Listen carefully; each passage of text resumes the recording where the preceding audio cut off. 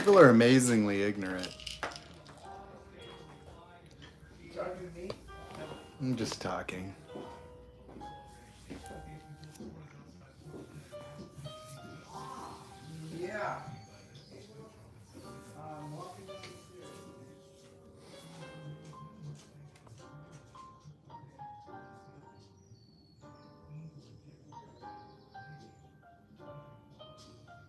Oh, hey, Stacy.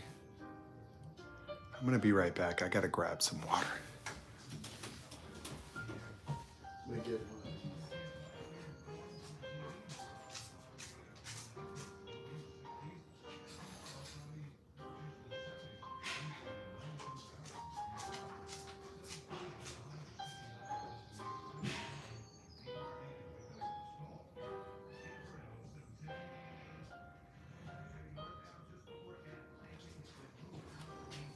What's going on?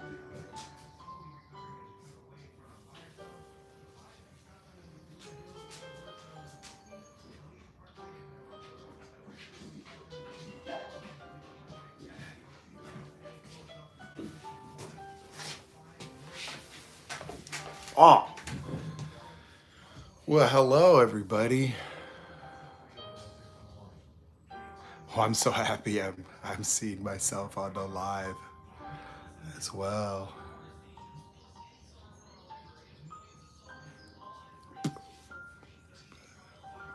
Cat hair. Is that what that is?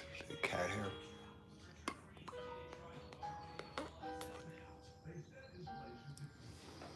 You know, I'm just here taking pills and shit, trying to get my mind to cooperate. But talking helps.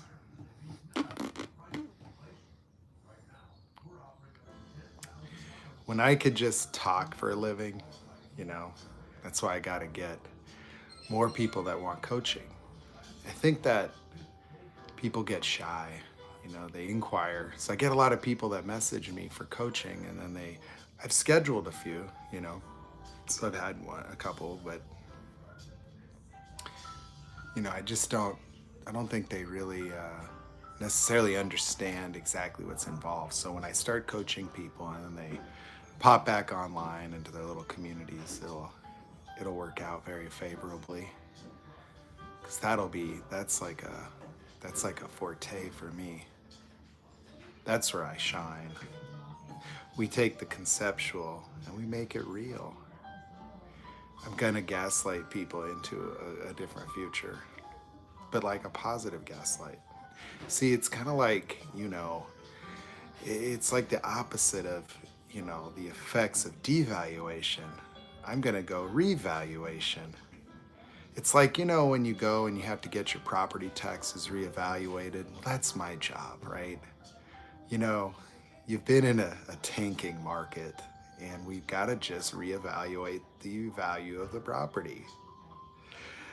Yep, it's gone up.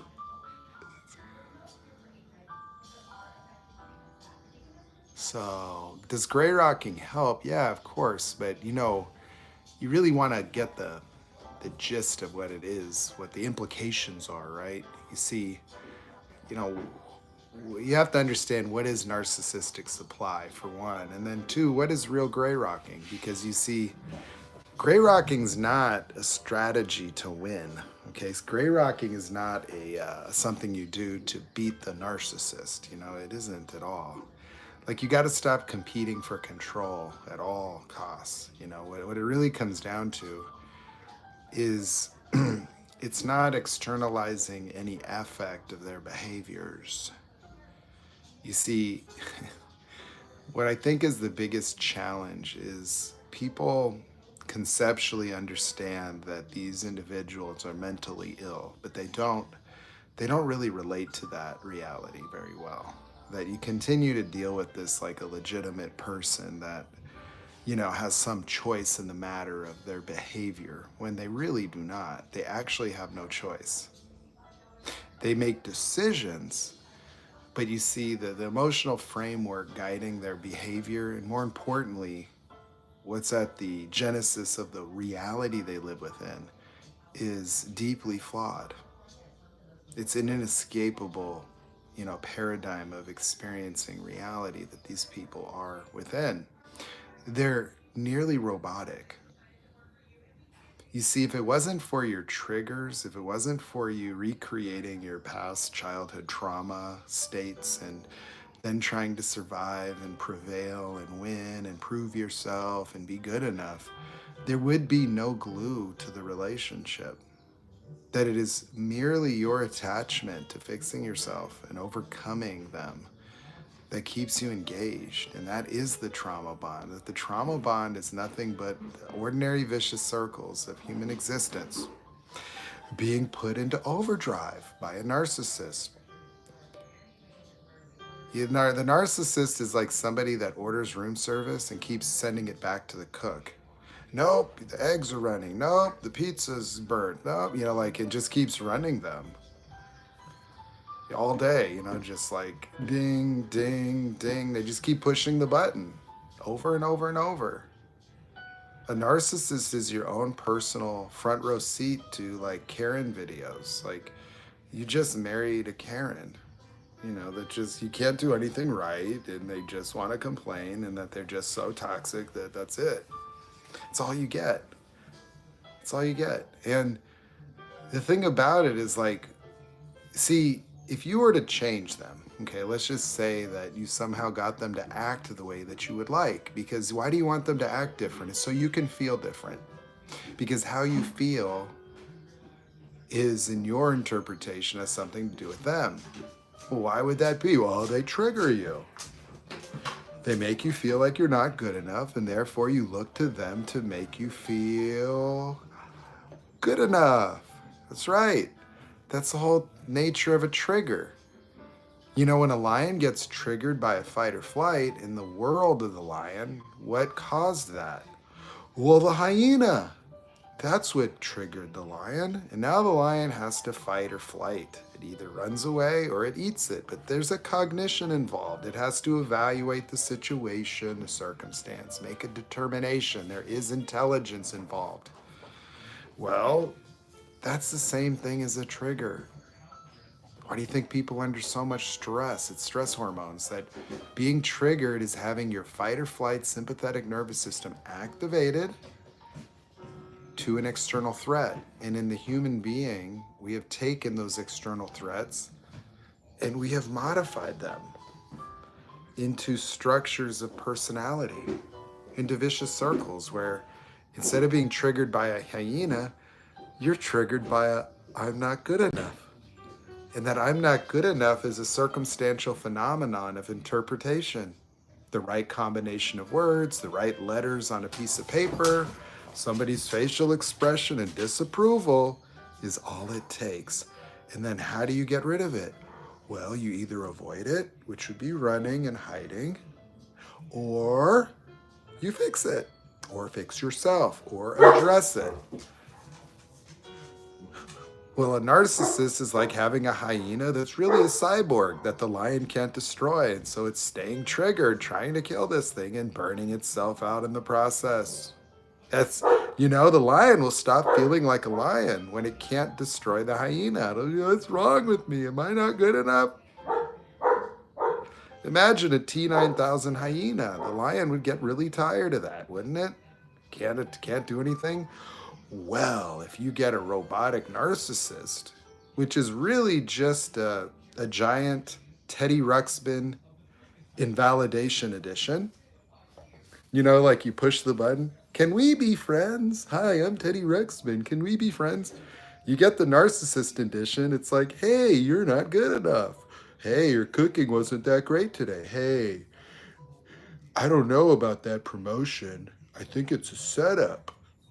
They're just trying to undermine you at work. Nobody really appreciates you. Hey, your friends aren't really your friends.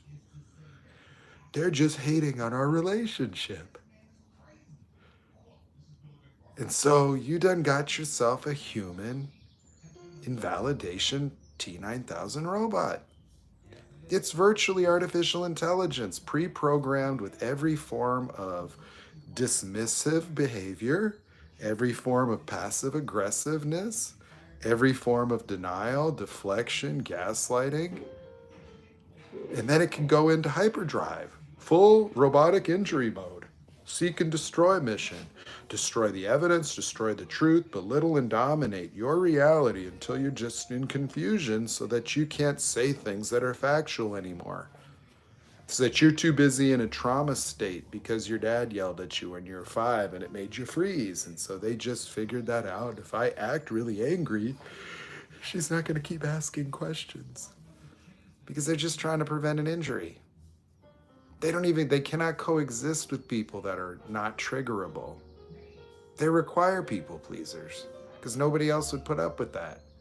Not everybody responds to invalidation with huevos rancheros and foot rubs, okay? You know what I'm saying? Like, you get invalidated and then you go work out and go buy some lingerie. I mean, that's how you're responding to this shit. So, the work is to uncover these patterns of behavior.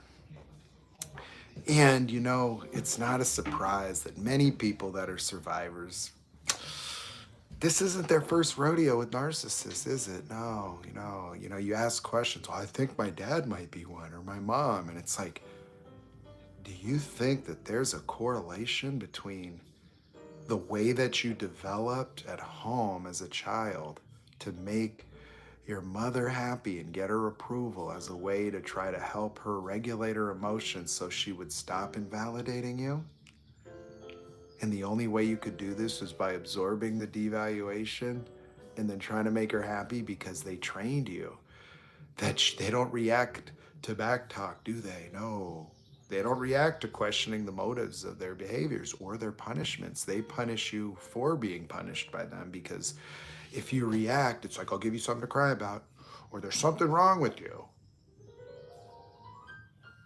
They get you used to listening to justifications for toxic, abusive behaviors. And so you're all ears. You want to figure out, why is he doing this to me? Why does he act like that? Is it me? Is it him? I'm not sure. Without recognizing that the behavior by itself is the problem. It wouldn't even matter what you did. Like, you could have burnt the house down and you shouldn't be devalued. Somebody should be worried about you.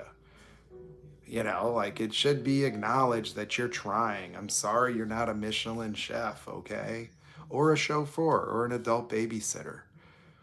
So, the endless demands and requirements and invalidations are part of the program. That's the only way they can coexist with people. They have to devalue them, primarily because, especially with covert narcissists here, covert narcissists' main form of supply is reactive abuse. Like, I want you to get this real quick, carefully. The false self, right, of an overt narcissist, that's really easy to understand, isn't it? Like, what do they want? Well, they want to be God. They want to be the best, the greatest ever, an infallible, perfect human being, the second coming, okay? And they don't react well when people don't align with that and cheerlead it. They need it. They need it all the time. But just like that, the covert narcissist needs supply as well. But what is their false self? It's a victim. Oh my God, they need supply as a victim. Well, gosh, how inconvenient your love is, that like nobody's a victim to huevos rancheros. No, you see? And so what do they need to do is they need to become a victim somehow. And so they have to, when a covert narcissist is rejecting everything good that you do you want to know why? What causes narcissistic injury? It's inconsistent with their victim mentality. It's truth. You see that, like, your love is the truth of your external behaviors. And so who you're being is just yourself. And that's a problem because yourself isn't a villain. Well, how could they be a victim? Well, they're going to have to give you CPTSD. It's just got to happen, They've got to destabilize you mentally until you become toxic too, until you're reacting all the time, until you're suffering, until you've had enough of their crap. They're needling you. Neener. They're just poking at you until you dysregulate. And then they get to exist because the narcissistic supply is just the building blocks of a false reality that's decaying by the winds of the truth. The reality of the narcissist has this one problem. It's made up. Yeah, it's made up and it's arbitrary and it's not real. And so given the reality of a narcissist isn't real, well, the kryptonite to the narcissist is the truth. They, like you see, people think that they're master manipulators, and that's why they lie. That's why they deny. It's shame. They're like, oh, it's the shame. It's like, nah, they experience shame. Yeah, they do shameful things, but the reality is it's narcissistic injury. What is narcissistic injury? Narcissistic injury is a result from touching upon the schizoid core of a narcissist, that their internal emotional environment has been irreparably damaged. When you scream or beat a little teeny 1.5-year-old, they have immature emotional pathways that have no associations with various cognitions or interpreted realities or understandings or moralities or rights and wrongs and shoulds and shouldn'ts. All it is just sound and noise and pain and fury. You're buzzing little immature neurons that are barely connected and they can't connect to a thought process. It's untransformable because there's no way in language to resolve that internal environment. That it's like you have irreparably damaged these neuronal pathways and activated centers of the brain that were not prepared for that children at that age are to be protected. Mother lions don't let their lions get abused. They will attack anything that comes to harm them. That's why, is that it's a critical area of development that human beings are completely helpless for many years. They don't have the cognitive capacity to understand an outside world, and they live through the parents. They don't even fully differentiate at that age from the mother, where they don't even have an experience of their own existence. Like a being at that level is just one with everything. It's a state of being that you try to return to in enlightenment, by the way. You just couldn't do it as a child because you're not informed through experience. You haven't developed emotion. You can't empathize. You can't conceptualize or understand the reality. So spiritual pursuits in children are a waste of time. It's dogmatic and it's hurtful. So if you disrupt the development of a child at 1.5 or 2 years old, what will happen is their emotional maturity. And we're not talking about like somebody acting immature. We're talking about the literal development of all of the emotional pathways that are involved in neuronal pathways, actually physiological pathways.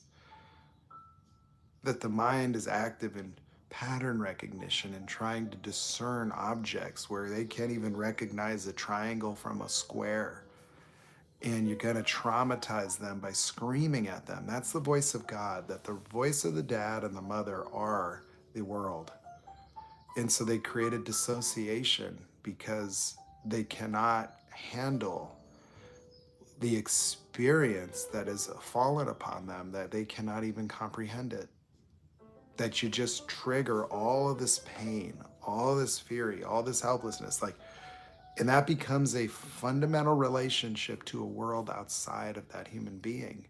And the defensive posture that they presume and their way of experiencing other people will prevent them from experiencing the traumatic events that become the foundational basis of the human personality. Structural adaptations to the fight or flight reaction that are based on moments of failure. What are these moments of failure about?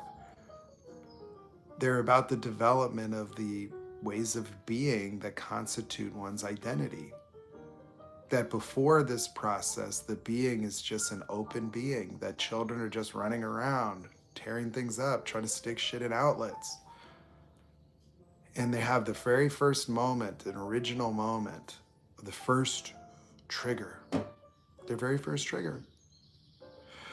They're eating Cheerios and they drop it.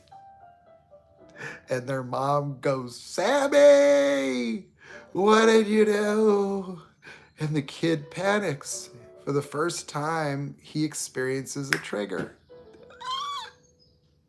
And he looks around and he looks here and he's got this overwhelming sense of there's something wrong here. Yeah. Then, through the cognition of understanding the mother's relationship to him, seems angry, something's really wrong, they will have the very first thought of there's something wrong with me. And they will say something. I'm not good enough. When they do that, then through cognition, they will invent a compensatory way of being that's also a word. I'm going to be careful. And from that moment henceforth, during the everyday living of life, whenever they encounter a circumstance where they interpret the probability of some kind of thing happening, they will be afraid of making a mistake and they will become careful. It will be a way of being, a compensatory way of being that helps them avoid feeling not good enough. Or if they felt weak, they could become strong. If they felt stupid, they will figure it out and become analytical. And so when they get confronted by life, they don't want to feel stupid. That is something they avoid. The mechanism of personality is an aversion to the confirmation of a sense of self that is to be avoided at all costs, or fixed when it arises and when it's experienced based on a gradient of severity. That you will go through life avoiding being stupid, avoiding being weak, and avoiding being not good enough. And each one of those experience as associated compensatory way of being that we call the human personality. But the basis of the genesis of identity is predicated on what we call trauma. And then we go and talk to people about these feelings we have and try to fix them. But the reality is that those feelings are necessary psychodynamic structures that are cattle prodding you. That if I took away your feelings of not good enough, you might not want to go to work. You'd have to discover a new way of being that inspires you if you turned all that off. Because that's what creates and induces you to run on the treadmill of life in a perpetual state of attempting to align all your ducks. And that future that you're living into looks a lot like your past, because these ways of experiencing reality patterned off of these original moments is projected hidden in life. That anytime you encounter a circumstance where you're threatened by your own weakness, you will become strong as a way to be. That's why the strongest people are also sometimes the ones that feel the weakest. It's why these really smart people, like a Jordan Peterson guy, will tell you he's driven by an all-encompassing sense or fear around his own stupidity. And we call people insecure because we're not ready to be vulnerable and just acknowledge that this is 100% everybody. And the mechanics of your personality become the basis of narcissistic abuse, because they will find your number and they will be dialing you up like a goddamn pizza.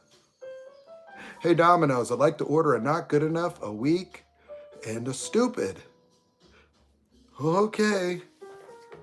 And that's all it is. That you get in a relationship with a narcissist, they take the ordinary mechanics, the ordinary mechanisms of your personality, and they push the button. And push the button because you respond. You respond with the projected interpretation that's reminiscent and modeled after your original experience with your mom or whatever, your third grade teacher. And you put that on them. And you subordinate to them in the same relationship dynamic of that original environment. And then you attempt to appease them or fix it or fix yourself because it occurs as real. Why does it occur as real that you're really not good enough? Because you said that as a kid. You made spilling the Cheerios mean you're not good enough. You have a collapsed reality, one where it's indistinguishable what happened and the meaning you established about what happens. You live as if your interpretations of yourself that are derived from what you're seeing outside of yourself is real. That is reality. Like what happened to you is that you're not good enough. What happened to you is the narcissist took your identity. No, they didn't. They couldn't. Where'd they put it? Cram it up the back and run out of the house? Where did they store it? Where did they put it? Send it to another dimension? No. No. It's that not good enough is a projection that first projects onto circumstance where you'll be like, this means I'm not good enough. And then I gotta fix this. And you'll be like, look, I fixed it. They'll be, no, you didn't. It's not good enough still. You mean I gotta fix it again? Yeah. Oh, yeah. Oh, and fix this too, because this isn't good enough either. And your promotion wasn't good enough, and your car's not good enough, and your ass isn't good enough, and your cooking last night, that was certainly not good enough. And that's it.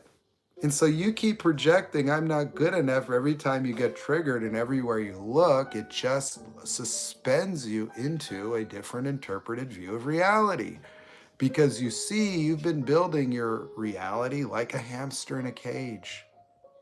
You've been trying to rack up accolades, success stories, memories, so that you can have a positive affect when you open your eyes. You've done fixed that, not good enough. You done fixed that, not good enough. You done fixed that, not good enough. That one you didn't fix, but you made enough of these ones over here that you could just say, screw that, I don't care. But you've been attempting to build a reality so that when you look outside of your little world and you look at everything around you, it goes, wow, I'm good enough. And that's it. And so you live in this illusion of getting all your little ducks in a row, and that someday there's going to be this celebration that the whole universe is going to stand up in applause and be like, you know what, Kristen? We want to honor you with this trophy. This is what we call the good enough trophy. You have arrived. Congratulations. After all this hard work and after all the fixing yourself and all the people pleasing and all the cooking, you finally are good enough. And so you could relax now that you're going to be happy forever. But the futility of that's why we had to create heaven. You know, that somehow you just burn out. And you're like, I don't know, man. I just don't think I'll ever be good enough. Well, that's the problem. You see, these things that children say to themselves, they're not really true. That's the thing. You know, spilling Cheerios doesn't make you not good enough, or getting 3 + 5 wrong and saying it's 9. That doesn't mean you're stupid. And being bullied by someone older and bigger than you doesn't mean you're weak. But you say that because that's just how the thing works. It's just the way human beings have to put themselves together to cattle prod themselves into the future, to give them some foundational basis for interpreting a reality out there so we could have a better chance of surviving, engaging other people in these various social dynamics.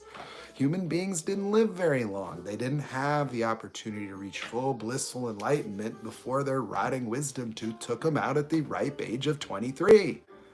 And so we had to rapidly develop cognitive ways of interpreting reality so that we would increase the likelihood of surviving. And so we model our reality after our childhood based on what we experience there. And while it's not a perfect system because it causes a lot of confusion later in life, and unfortunately with how complicated modern life is given, it's like we have way more words, way more complexities, way more dynamics, technology's taken off, all this shit that's triggering all the damn time. There's no break. It's that the evolution required intellectually is dramatically, obviously, it's not even outpaced our psychological framework. Our psychological framework has not evolved in any way, shape, or form over the last 10,000 years. But with the advent of language and the continued expansion of human knowledge, we're starting to expose the evolutionary limitations of the psychology of human beings that is very strongly rooted in the psychology of lower primates and other mammals and reptiles. Yeah, it's not a perfect system, but it works. It's just that you'll go your whole life thinking you're not good enough because you said it once when you were 5. And you'll try to keep fixing it. And then you run into a narcissist. And then they push your button and you're wondering why this relationship's just like the last one and the last one and the last one. Well, it's because your patterns of interpretation and the way you respond is consistent. And the pathology of NPD is also consistent. And so your whole experience in these relationships could be broken down into the very specific patterns that entirely define it, without exception. You could take your whole relationship, I don't care how long you've been with it, and I could describe it in patterns that are inescapably true. And I would do that in conversations with you, but we could even determine the very moment that was assembled by a child. And the opportunity in discovering this moment is to strongly distinguish and differentiate between what actually happened. I spilled the Cheerios, my mom got upset, and I decided I'm not good enough. But in the interpretation of the child, I'm not good enough is what happened. That the meaning that you add as an interpretation of life is fundamentally what you use to experience life, not what happened. What happened was a narcissist was devaluing you. That's what happened. But what your mind interpreted was, I'm not good enough. And so you dealt with, I'm not good enough, not the devaluation. And you use cognitive dissonance as a tool to reconcile that glaring distinction between, this idealized person that you're attached to and trying to be good enough for, and reality itself. That they're not consistent. They're not even close. Your conscious mind picks up everything. And on some level, you're aware of it consciously. Unfortunately, what gives you your experience moment to moment is something that you are unconscious of, because it seamlessly integrates into reality in a manner that's unquestioned. Because you see it, you feel it, you hear it, it's true. And as long as your relationship to yourself is going to be based on non-reality, like an interpretation of yourself being broken or not good enough because somebody around you has a mental illness, it's going to be tough. It's going to be tough in 2023. There's a lot of sick motherfuckers out here. A lot of bullshit.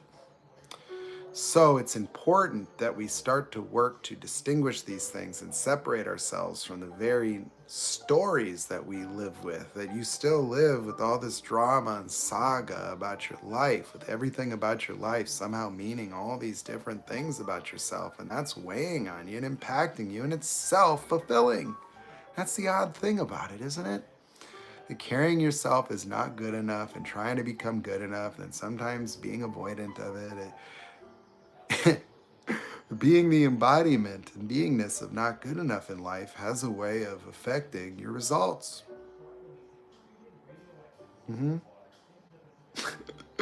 To somehow reaffirm itself. Yeah, like if you're trying to become good enough driven by not good enough, and then you fail, you get triggered by not good enough when I tried so hard, but I wasn't good enough. And then you rack that up in your memory and like, see? And that's the way you create identity permanence, is that these are meant to be that way so that you will hold on to them. so that you have consistency. Your personality remains intact. Through reaffirmation, it creates an illusion of a future where you could somehow fix that shit, but you can't because it's intermittent and fleeting. That you actually live with an illusion that you're supposed to be happy forever someday. And that's why you would keep engaging, is because it helps you create fantasy ideations about your future that you will often include narcissists in. You ever notice that?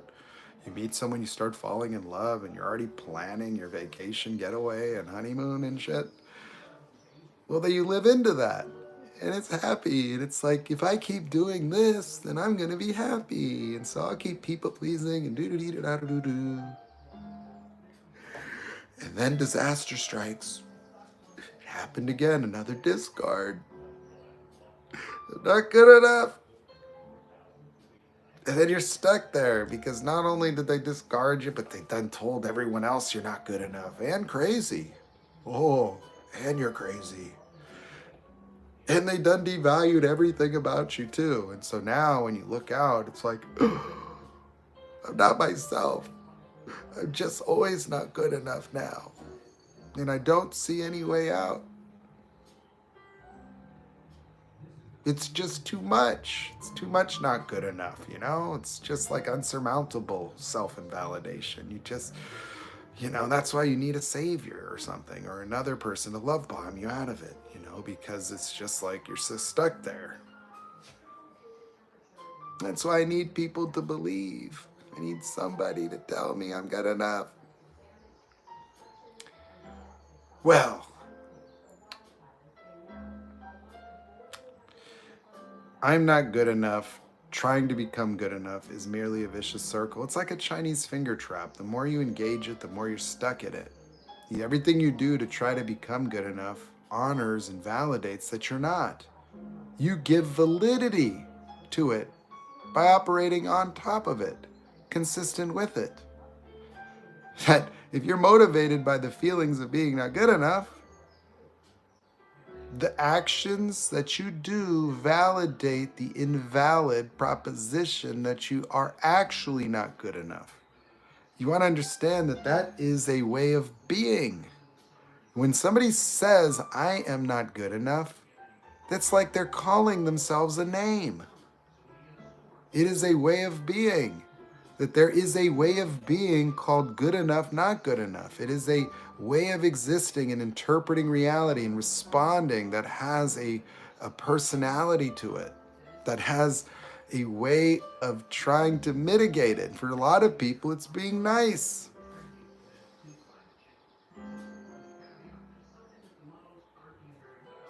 And it takes away all freedom.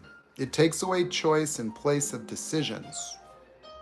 Decisions that are weighed against reasons and cognitions, preemptive interpretations of plausible outcomes given by this particular patternized way of envisioning a future consistent with the pattern itself.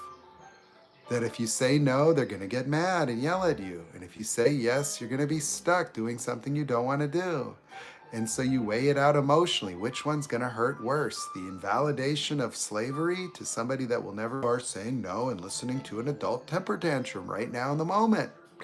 Well, usually I'll just go with yes, because at least I could try to make them happy and then he'll tell me I'm good enough. And at least I get something out of it. Maybe I will. But I'm willing to take a chance because no is scary. And you think that's free will. See, free will would be encountering the reality that you consciously or unconsciously, subconsciously, semi-consciously manufacture reality itself. That you created that catch-22. And then you're just terrified of invalidation. Why? Because it triggers I'm not good enough. You're afraid of the trigger. And you think you're afraid of them. See, you think you're afraid of being invalidated. You're only afraid of invalidated because of your consciousness of your own reaction to it and subsequent emotional states and the sense of being that will result. You don't like feeling not good enough, and you've done associated with these behaviors that other people have, and now you're in avoidance of them. thinking that it's actually the invalidation that makes you feel not good enough when it's not. It's the trigger that's right on your damn forehead, like a big red button. Burp, bump, bump. And once people figure that trigger out, especially manipulative narcissists, well, why do they think those things are so weak and unusual? It's because they don't have them. They're unencumbered by those. Same with sociopaths and psychopaths. Yeah, because they don't have them. They don't understand why you do all those things. They just see that it's kind of cool. Ooh, daddy issues people pleaser. With an OnlyFans account. And a little touch of BPD. That sounds like my kind of party. All I gotta do is not treat her right. She'll get her abandonment fear attached to me, and then she'll start love bombing me. I'll mirror the hell out of her. Whoa. Ultimate supply.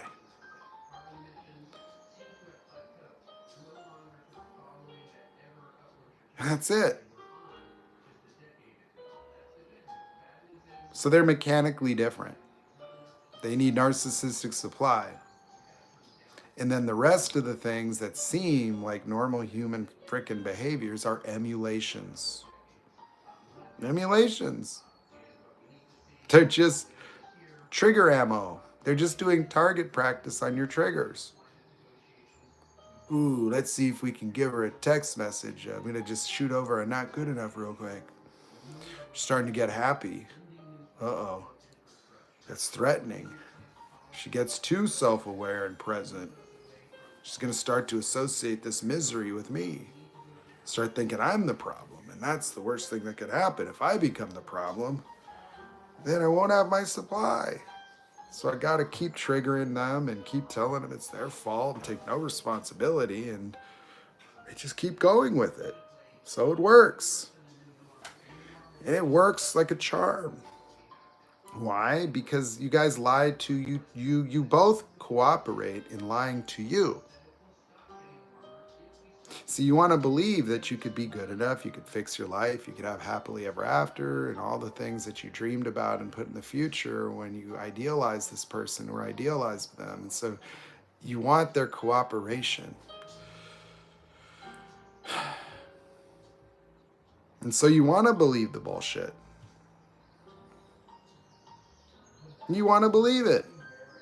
It's easier and convenient. You don't have to move out. You don't have to deal with anything. You're not going to, you keep holding out hope in avoidance of reality, in avoidance of not good enough, in avoidance of another failed relationship, in avoidance of their retribution and arc injuries and the punishments. So there's so much ugliness that reality has to offer. It's staring you in the face. This person's dark, sinister, afflicted. You just don't want to see it. It's inconvenient. It's inconsistent with your hopes, your dreams, your wants. So, that's the deal.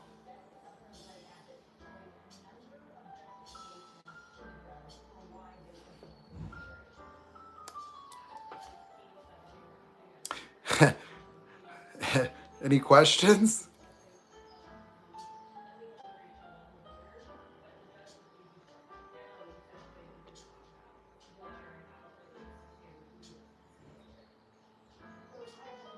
Yeah.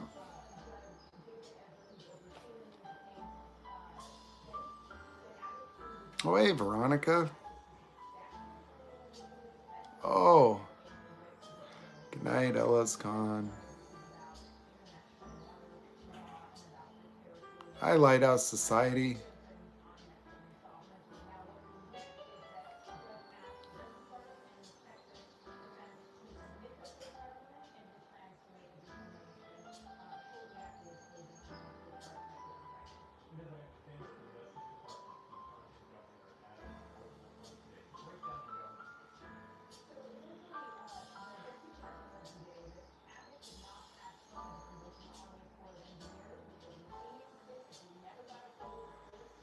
Well, here's the thing, guys. Some people think you're winning by winning fights and arguments and making your points with narcissists, right? And dumping on them. I want you to know something, that that's like what they want. Yeah, it's weird. You don't win fights with covert narcissists because the fight is the victory for them. They want reactive abuse. They want a malignant mom. They want somebody to prove to them that they're a victim. They want somebody to be a villain. They need you to be the villain. That's what they wanted. And so when you get worked into a place where you got to fight with them and do all this nonsense, that was why they did all this stuff to you. The whole reason for them to be acting weird like that is to just cause you to act that way. That's right. I know, it's weird, isn't it? It's so strange. Strange to consider that a human being would require you to be that way and upset. You know, they don't want to be happy. They don't want the relationship to be happy. They can contextually or conceptually think that's what they would want, but their patterns are inescapable. It's just the mechanics of their experience. It's unavoidable. They're going to find a way to be a victim to you. They're going to work on that. They're going to work on it. The stronger you are, the longer it takes. The more self-aware you are, the more covert they got to be. Some people that are just already pretty screwed up, they can get right into abusing you immediately. They find your vulnerabilities. They know that there's no risk. They could just act out. Stronger you are, the more self-aware you are, the less prone to accepting devaluation, then they're going to find other ways. They may not directly devalue you. They might just make comments in passing. They might just talk effusively praising of other people. They may start saying things about a future that doesn't necessarily include you, though. They'll find ways to signal to you that you're not good enough. That the way that they will act will be based on your boundaries. So you always hear about boundaries, but the boundaries don't protect you.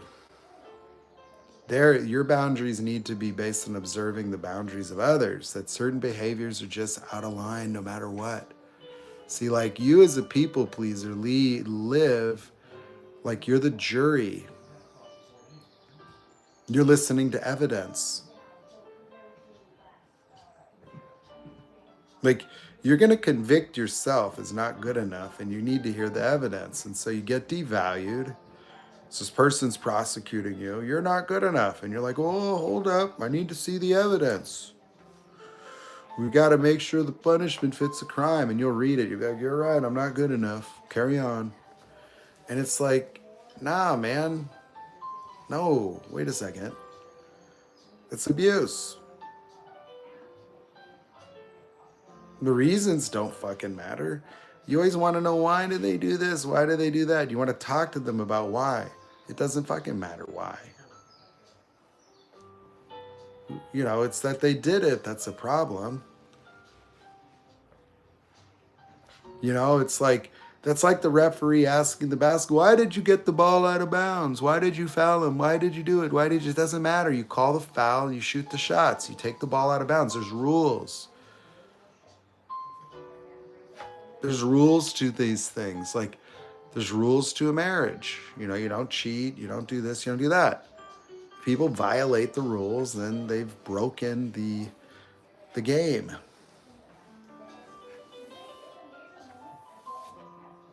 But you see, you listen to justifications like it matters. Why do you listen to them? Because you want to let them off the hook. Oh yeah. Your idealizations have developed so that you could make yourself guilty to preserve the idealized self of them that you're counting on being there for you so you could be happy and fulfilled in your life. You learned that little mind game as a child. Yeah. Because narc parents need to justify abuse to get out of their own guilt. They need you to understand why it's your fault. And you learned how to go along with it. So you became somebody that entertains justifications. Punishment fits the crime. Like, and so you think defending yourself is like arguing that it's not my fault, and so you fight about the evidence, you fight about the stories and the justifications, you engage the bullshit. And when you engage bullshit, you make the bullshit plausible. You done given an opening. You said, you know what, if you can convince me or gaslight me or dominate me into agreement, then you win. Just by opening your ear to the bullshit, by actually asking for the bullshit. You're like, well, why did you do that? Then you're asking a liar, a manipulator, a gaslighter, why did you do that? As if you're going to get some reasonable, responsible response that doesn't have to do with your fault again. And then you're listening to it for truth. I'm not sure.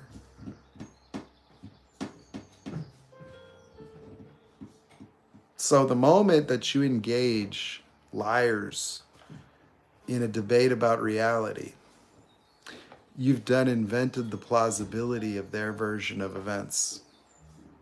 Why would you deliberate about something you already know? Unless you were just looking for a way to excuse them. You're just telling them, make a strong enough case. I want to forgive you so I can keep you around and keep you idealized. I need an excuse to continue to be abused. So I need to hear about it. We need to talk about the relationship. I need to understand why you did it.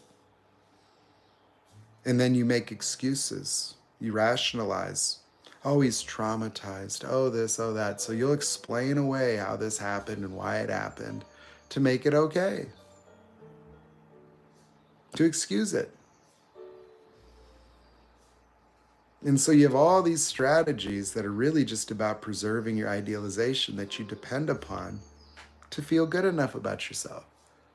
Because you done obscured your own internal emotional environment with these notions themselves. That you don't feel love and lovable and good, because I'm not good enough is in the way. You ever seen somebody that feels peaceful when they're triggered? Anybody here feel really good about themselves when they get triggered? Or they like in a state of a panic, emergency, fix this, do that, depending on the severity. But people, the mechanism of the trigger is a displacement of your happiness into the future as an outcome of your cooperation in this version of reality. That you have to do something to get it. And that's all it takes to take away your happiness, is a quick, I'm not good enough. And there you lost it and lost yourself.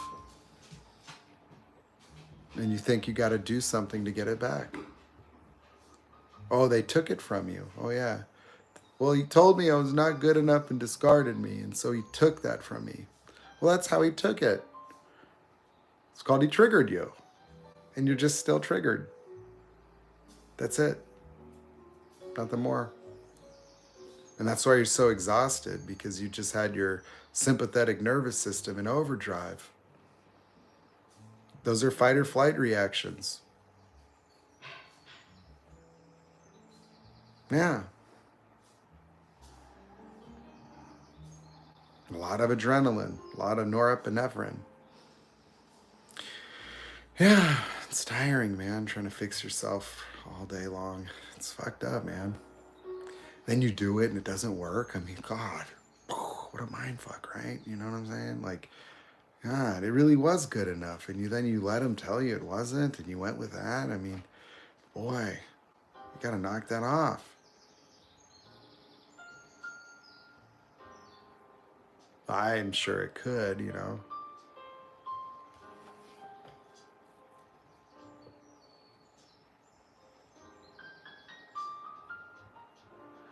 Well, remaining calm when triggered is like, suppression. But what would it be like to just not get triggered?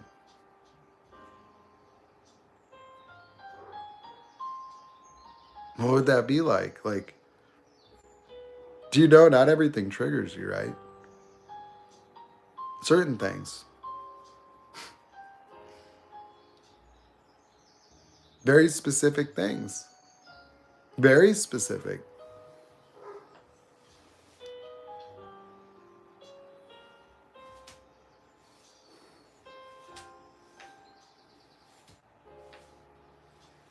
If I came up to you and said, your calculus is worthless, would you be triggered? No. But don't let me do your spaghetti, like if it's something that already rings true or is a concern of yours, if it's something you were doing to try to demonstrate you are good enough and I hit that, then you're triggered. But if it isn't, then it doesn't. It's arbitrary to you.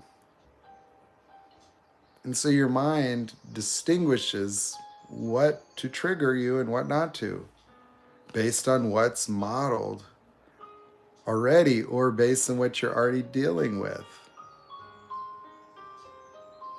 That there's a lot of things that people could say to devalue that have no merit or no impact. Why? Because they aren't true for you. But if it's true for you, uh-oh. Because you're the only one that actually says you're not good enough and has it stick. You're the only one. Out there, it's just noise. It's just sound. That you could hear the same words and interpret it's being said to your neighbor and it doesn't trigger you. The moment you know it's about you, you perk up. And that's it. It's just an automatic response. And so your mind actually actively determines whether I should get triggered or not. Does it automatically with your cooperation, because you'll be listening. Uh-oh. You get nervous. This could go either way, right? You could be good enough or you could be not good enough. It's one or the other. What's it going to be? Happy or devastated? All these moments in your life. That's right. Waiting for that test score online. Waiting for them to take the first bite.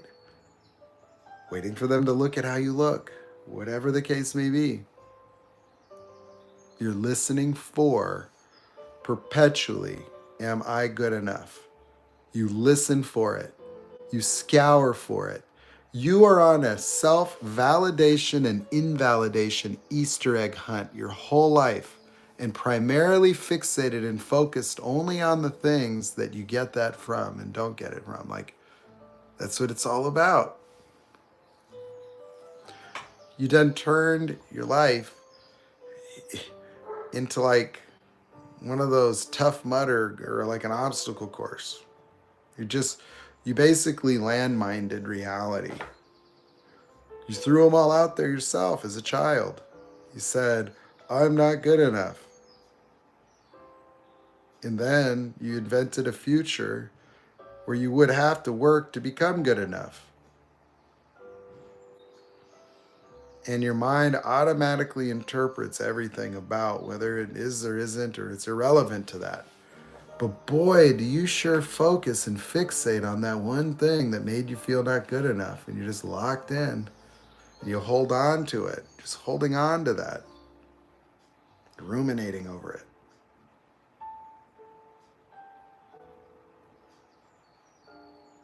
And what are you really holding on to? An interpretation? That's where you lost yourself. Where did you go? You didn't go fucking anywhere. You just got triggered. But if you understand what that means, triggered means that it's an immediate transformation of reality. Right out there, I'm not good enough as an interpretation of what you're looking at, what you're listening to, what people are saying. And that's it. That's all. That's it. Is there anything else? Is there Do you think that you would be impacted if you didn't feel that way? Huh?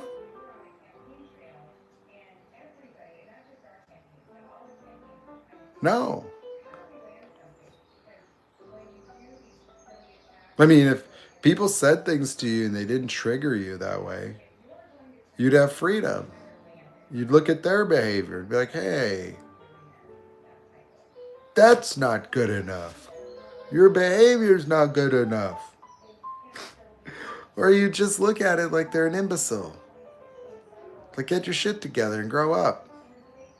Stop invalidating people, you caveman. Go get your triggers dealt with on TikTok.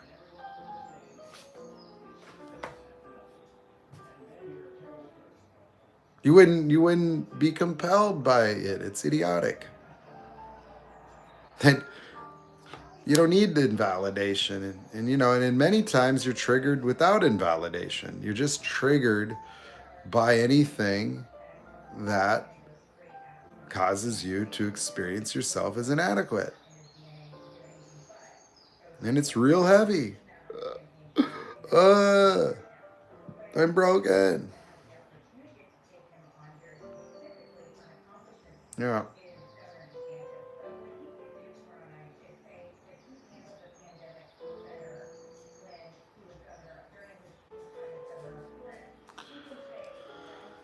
Narcissists do go crazy because they lose their sense of self.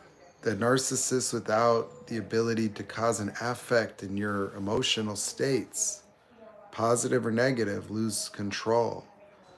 But it's not just that they're arbitrarily needing control, it's that that actually causes them to start to have a diminished sense of self, that their reality starts to fade, that their reality starts to break down. Their superiority of you becomes questioned. The stability that they need is in the relationship, that they need you to experience themselves, and that when all of a sudden you're out of that dynamic, it becomes very unsafe. They're going to try to get you back in. They're going to try to trigger you somehow. They'll switch strategies. They'll even try to get positive supply. They'll start praising you. They'll become a victim. They'll get angry, but they'll be trying to watch you to see how they can affect you again. That if you could not be affected by them, they would lose everything. That they would start to slip. They could literally toggle between behaviors very rapidly in a very weird way that you'll be like, because they've been so consistent because you've been consistent. Yeah. Your triggers are like fucking clockwork. And so they act the same, but as soon as that changes, then their strategy has to change up real quick. They'll be confused.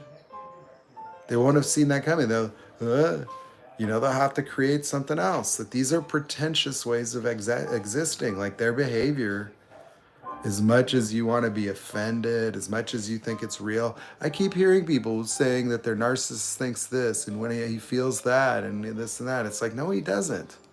No, she doesn't. They don't think any of that shit. They don't feel any of it. They don't think any of the things that they say. Their positions are arbitrary. Their ideations are arbitrary. They don't really give a damn about any of the things they talk about. Unless it's giving them supply, talking about themselves, creating paranoid ideations, propagating nonsense and fantasies, or trying to trigger you or get a reaction. There's nothing for them. They don't care. They're not really fascinated by you. They're not enthralled by anybody. They don't give a shit. They don't care what makes you specially unique. They have no interest in your intelligence. They don't want to respect or value you. They don't.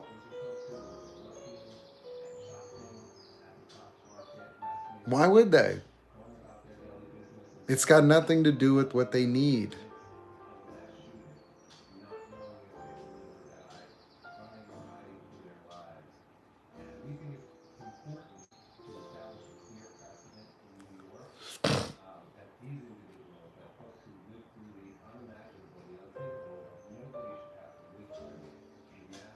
Well, the memories are just formed in that context, that what you remember is being not good enough, not what happened. That you still live like what happened is not good enough. When instead you could look at everything in your past and have no effect. Like you just like, it is what it is. I did this, did this, did this, didn't do that, didn't do that, didn't do this. You could just look at it without invalidation or without any context. Makes no difference. But all that attached meaning is what gives you a sense of identity, regret, fear, disappointment, failure. And then you carry that shit like baggage for no reason, dragging it with you as if that's what you are and who you are, as if it really somehow signifies something about you. And it doesn't. It means nothing. None of it means anything, quite frankly. There's what happened, and then there's what you make it mean about yourself. That you don't just differentiate the two. That you, without question, think that these things that you failed at, or these things that didn't measure up, that means that you're not good enough. You really feel that way. It's not even a question mark. It is literally true. Like, it is like, you'll be like, but Nate, you'll be defending it while being impacted by it. Like, you'll be in the impact of feeling not good enough while you're literally prosecuting yourself in defiant defense of having orchestrated that whole con job on yourself. That you've done brainwashed yourself into thinking that everything that happens has to mean that you're good enough or not good enough. And now you're going to defend it.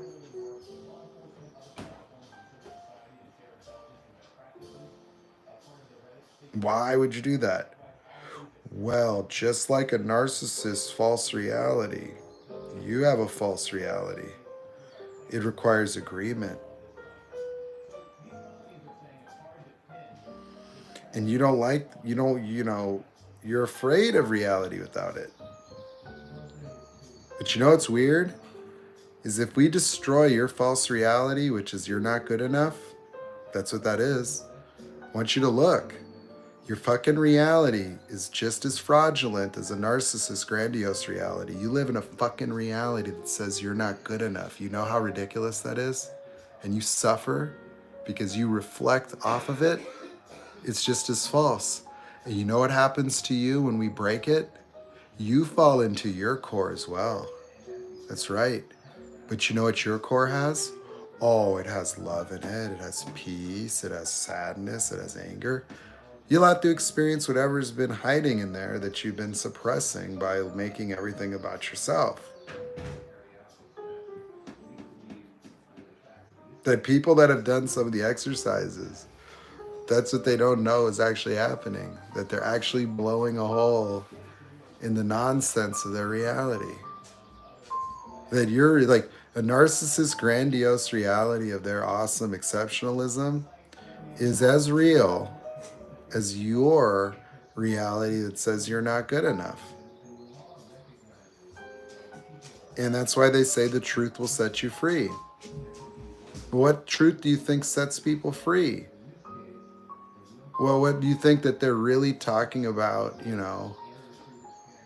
whether you took the trash in and lied about it or not, and that'll set you free? No. That wise people articulated the truth that human beings live in delusion. That the whole structure of identity and personality is a construct that orchestrates an interpreted reality that's experienced is indistinguishable from reality. Built in language. And it's equally as fragile as the narcissist's reality. The only difference is that the narcissist's false reality is not substantiated through patternized ways of generating the reality unconsciously. That's propagated it consistently over time, that your false reality has been with you the whole time. And that's where you and the narcissist get entangled. Your false reality, I'm not good enough, and their bullshit. And then all we have are just two false realities co-triggering everything. Narcissists supplying themselves, avoiding injury, and you're just spinning yourself out as good enough and not good enough, and I'm going to prove myself. And then voila. Then you go to TikTok and someone's like, yo, I recognize that. That's a trauma bond. And you're like, oh shit, another thing that's wrong with me. You'll hear the term trauma bond and go, oh shit, well that's not good enough either. What kind of person gets a trauma bond? Now you got an extra thing to deal with. Another thing. You got a trauma bond, and then people's like, how long do you get out of your trauma bond? You'll hear someone else, oh, I got out of mine. You'll be like, oh, well, how come I can't get out of mine? I feel not good enough. Something's wrong with me. It's been 6 weeks. It's been a year. It's been this. It's been that.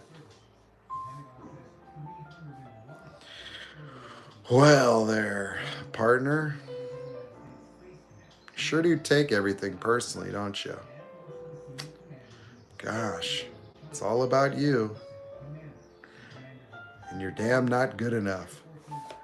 Oh, man, if we could just get you to stop that, sure would get a lot easier, wouldn't it?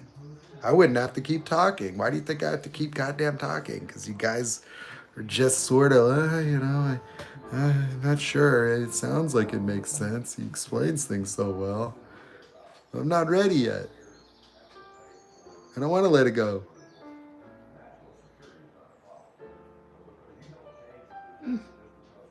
I mean, it's logical.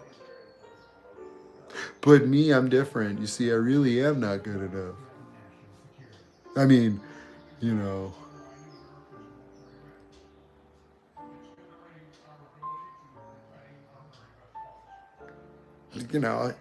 I'd like to stop being able to talk about this shit. You guys just need to wake up.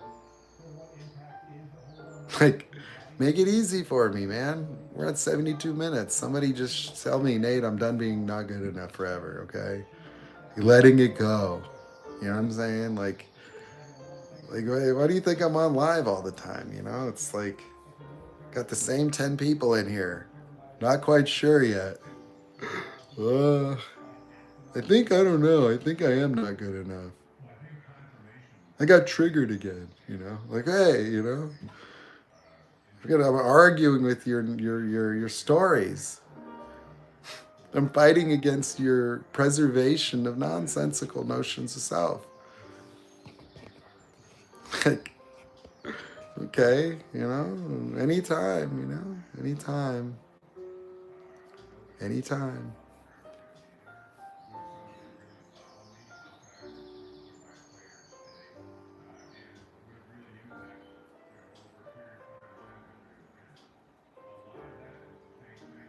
You don't even know what ready is. Ready is yourself in the not good enough stuff. Why would one become ready? There's no such thing. This isn't something you're ready for.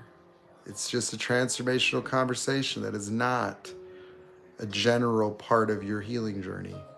This is a fucking tangent.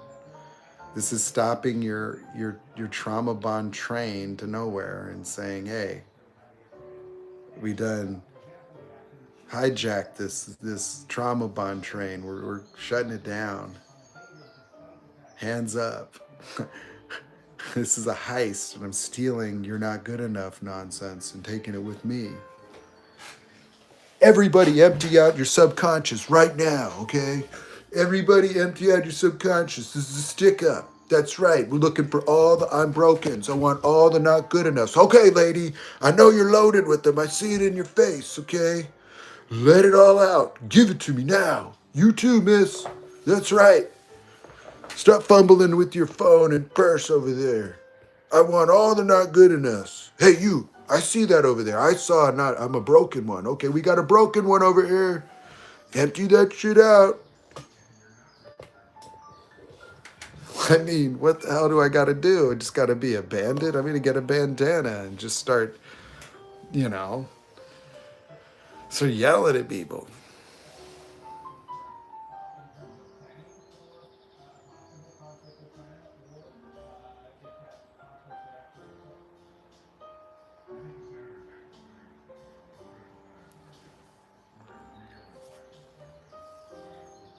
Oh, would you want to know a quick way to drop it? You see, there's actually real exercises you could do that eradicate it.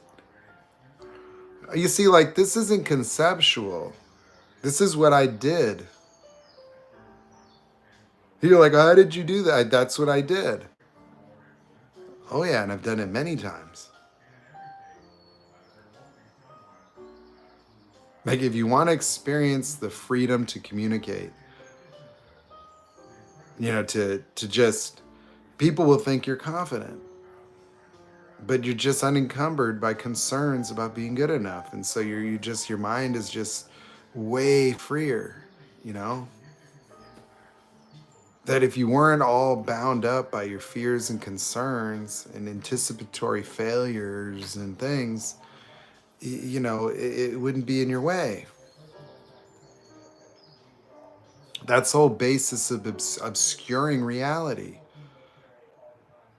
That if you're walking around, trying to become good enough, that's all you're looking for. You're on an Easter egg hunt to find good enough, and then you run into a narcissist and you ask him, am I good enough? Oh, yeah, you're really good enough. And then you get triggered into feeling happy because you got validated. And you're wondering, how does this happen? I'm telling you how it fucking happens. That's the only way it happens. And if you weren't looking for being good enough, you'd encounter somebody and go, wow, that's really odd behavior. You'd have discernment. You'd be able to confidently represent the realities of your skills and talents and attributes and abilities without being grandiose or needing to pump yourself up emotionally. You could be grounded in reality and present with people and observant. But how could you be present and observant when you're fully preoccupied with your mere fucking adequacy and the interpretation of everybody aside from yourself? Where your whole derivative of your own experience, of your own value is up to life. It's up to everybody else in the world. And you're wondering, how does this happen? Oh, how did I get another one? Oh, because your preoccupation in your whole life is fixing your damn self, perpetually trying to become good enough. And as long as you're doing that, that's the outcome you can expect without exception. You will have no fulfillment, peace of mind, freedom, or joy, provided you are literally disqualifying yourself from it and conditioning yourself on getting it from everyone else.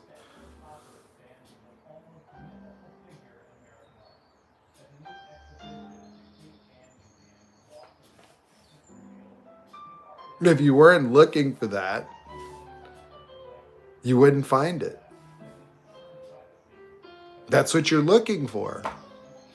That's what your life, that's what you're looking for in life. You're literally looking for good enough. You're looking for not good enough.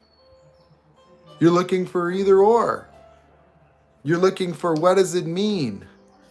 You're looking for the significance of everything. You're interpreting everything, whether it means you're good enough, not good enough, broken, healed, and that's your priority because you think you need to fix it. You see, it tells you need to do something about it. So it creates, I'm not good enough, and then it tells you got to fix it. And so you're going around thinking that there is really an it to fix. That it causes itself. Like, So you mean if I wasn't being that I'm not good enough, that I wouldn't feel not good enough, and I wouldn't need to fix feeling not good enough, it wouldn't even be important to me to feel good enough, and then I could be free, and I could be aware, and I could be present, and I could be discerning, and I could have self-expression on a completely different level?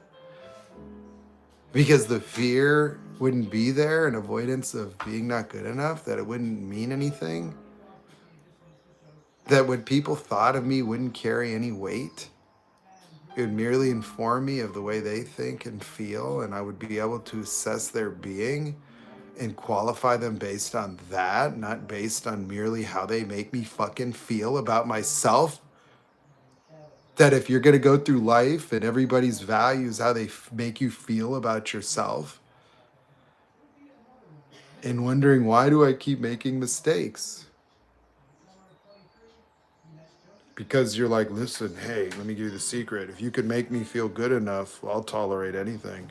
I don't even look at your character. I'm so enamored by feeling good enough because I'm so starved of feeling good enough that I'll do anything for it. In fact, you just give me a little bit on the front end and then I'll just slave away trying to get more of it for 10 years straight without question. And then thinking every time you devalue me, it's because I'm not good enough and I got to do something. And I'll suffer from cognitive dissonance because that will be running like on its own. And I'll be aware that there's something wrong with this process and that maybe I am not that horrible.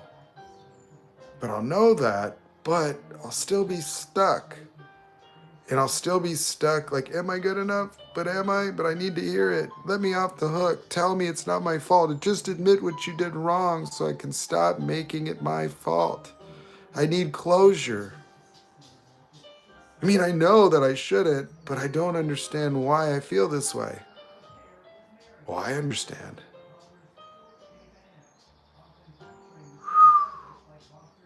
Right? Right?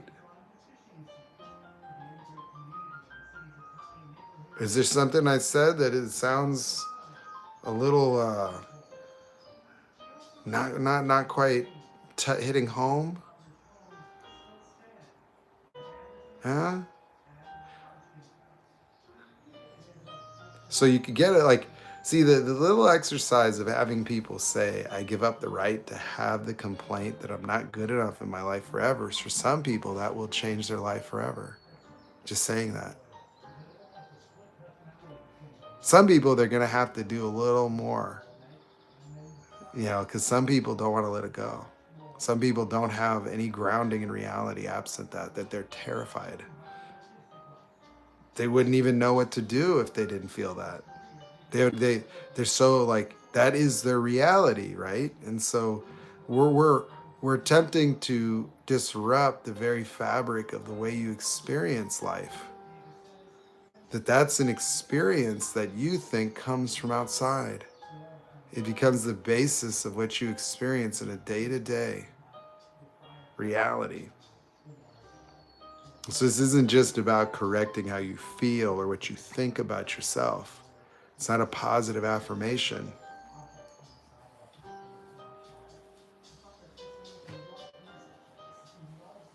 It's not an addiction.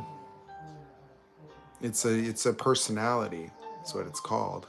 It's a vicious circle. It's not an addiction. It's something that you're unconscious of. That you do not distinguish that. You actually operate as if it's real. You feel those feelings, and so therefore it's real. This is real for you. This isn't just a feeling, like it is a knowing. You're impacted by it. It causes feelings, but it is a notion. It is an interpreted self. It is a way of understanding yourself. And then a determined fix. You just strive to try to eradicate it, fix it, disprove it, or avoid it. That dominates you. Dominates your entire existence. Like every area of your life. For all the time that you've spent on this planet. And everything that you've been hurt by, it's really been that hurt.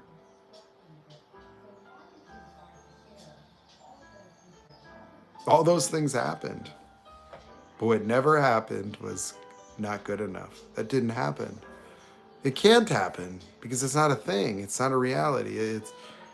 It's just an interpretation. It's just something you deduce from what happened. You see a certain pattern of events, a certain thing written down. Somebody said this with this tone and that facial expression. And you go, oh, that means I'm not good enough. Well, let me trigger that emotion.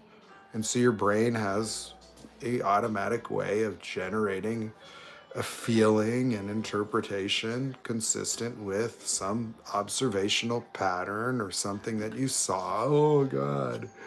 Oh, this means I'm not good enough. And then you feel it. Oh.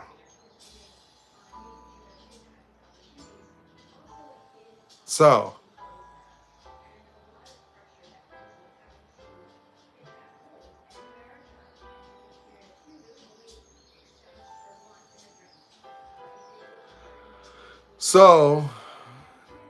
try this for some of you daring people. Just say this, and I give this to you, but like when I do coaching, there's more stuff, right? But this can be pretty cool. I give up the right to have the complaint that I'm not good enough in my life forever. I give up the right to have the complaint that I'm not good enough in my life forever. Say it out loud. And you got to say it purposefully.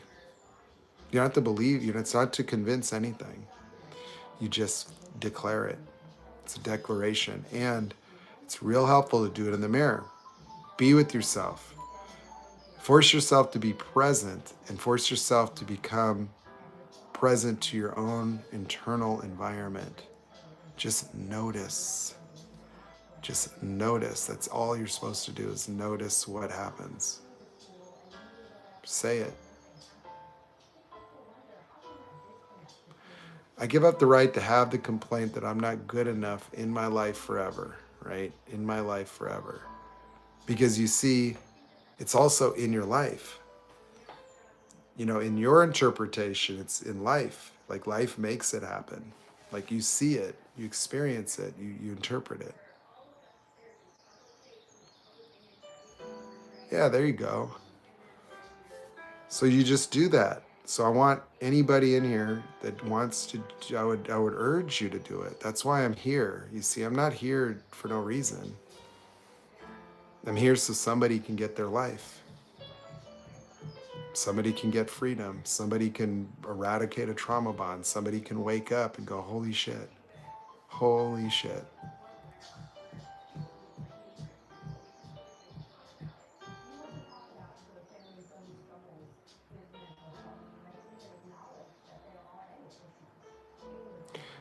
I give up the right to have the complaint that I'm not good enough in my life forever, but it's something you say out loud. You have to say it. And say it, and it's helpful to do the mirror. It's just helpful. It just forces you to acknowledge yourself.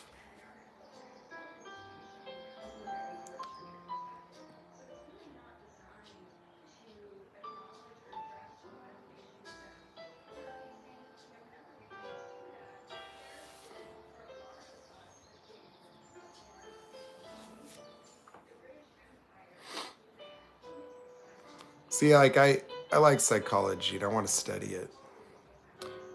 This is more ontological, but I don't see them as distinct.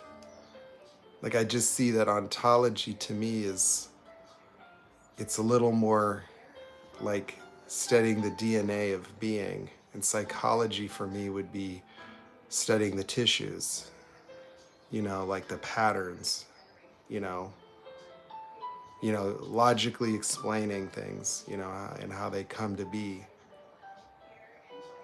And there really is only one way that the human being is, and how we came to be that way. That there isn't alternate realities in terms of how people come to develop the way that they are. There's a lot of different philosophies about that. But I kind of look at psychology, as nearly philosophical in nature, that people want to make it scientific. And you could, I guess, because you are talking about, something that has its roots in physiology as well and anatomy.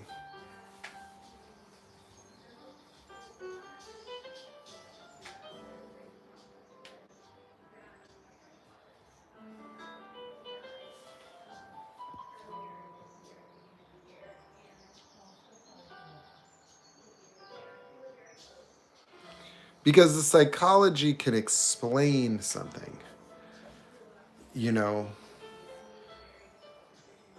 but the thing that you'll know is that when you're talking about ways of being that become fundamental for the genesis of the occurrence of reality, knowledge doesn't do anything for it, only because you conceptualize from within the boundaries of your current psychological framework, from within the way of being itself. And so it really takes something in order for your consciousness to be forced to observe the way of being and for the first time distinguish the way of being from self. You see, that's what this exercise forces. It forces a differentiation because you become the observer. You see, what you're not aware of or not acknowledging is that you are merely an experience of a life. You experience this experience of existence. You are the one experiencing it. But you see, when you experience yourself as not good enough, that is what is driving your experience. It becomes the lens, it becomes the very basis, the dynamics, the psychology of very patternized ways and predictable ways of interpretation that you're fixed with. You have no choice in the matter. And so, what we're attempting to do is bifurcate your experience of self from yourself. Because, you see, I will say I experience being not good enough. That's more accurate than saying I'm not good enough. You see, when you go around, I'm not good enough, you think that's who you are. That is a conclusion. That is grounded in a version of reality, evidence-based. You literally stack the deck of evidence. You literally have prosecuted yourself and you live suspended in a version of reality given by that way of being. That way of being causes the interpretation consistent to create a world that reflects back in an affirmative confirmation of that way of being and necessitates you being that way. It gives you a version of reality that necessitates you to be the way that you are. That's why it creates permanence that persists through time. That's why you have an identity that continues to prevail. It may not be fulfilling, but it's necessary. Because it never was meant to make you enlightened or fulfilled. It was meant to dangle a carrot to keep you engaged in survival. That's it. You're chasing your happiness, and it's designed that way. It's compelled by the cattle prod of your suffering, designed to get you to move into an illusion of your happiness resulting from a patternized way of being, engaging in interpreted reality. And that interpreted reality mandates you be that way. And it's a chicken or the egg. That there is a relationship between an interpreted reality and a way of being that is seamless. That's why just dealing with your feelings it's not all encompassing to the reality of what actually generates those feelings. That who you're being in the moment is often really just based on the future you're living into. And the future you're living into is based on an interpretation that's based on your past, an anticipatory outcome, a predictable, probable, almost certain future given by your existent patterns of being, behavior, acting, listening, hearing, interpreting. that you live in an interpretation of reality without even acknowledging it's merely an interpretation. And that's what we're trying to deal with. We're trying to actually chop the legs out of it by having you recognize that you're not good enough isn't actually real. It's an interpretation, and you could let it go. And what would happen to your view of life if I'm not good enough wasn't part of it?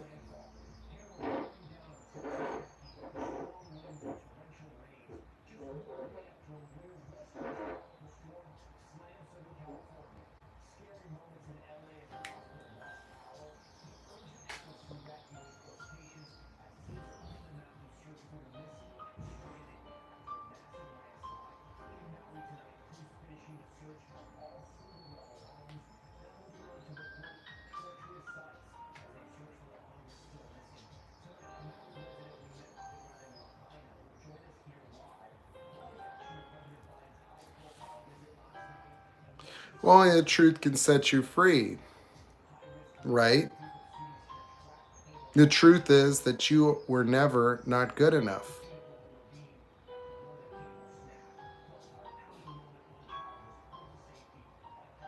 Did I just lie? Did I just lie? Is it true that the reason your life is the way it is because you're just not good enough as a being? That God made a mistake? That'd be blasphemy for you religious people. You think that God put everything in motion since the beginning of time and had every single genetic transaction and every single conception go perfect since the very beginning to have you be here and just so you could feel not good enough? Walk around cursed to just repeat that? He sent Jesus here to teach you how to not do that shit. And here you are, I'm not good enough. Sounds like it's denial of your divinity, and the truth will set you free, but you think the truth is you're not good enough, and it doesn't look very free.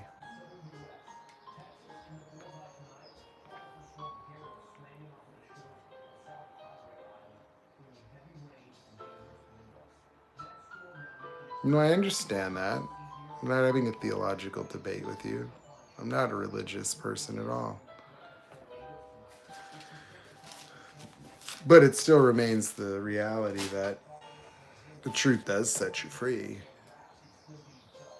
But y'all are just like those prisoners that just like institutionalized. You don't want the freedom, do you? You're afraid.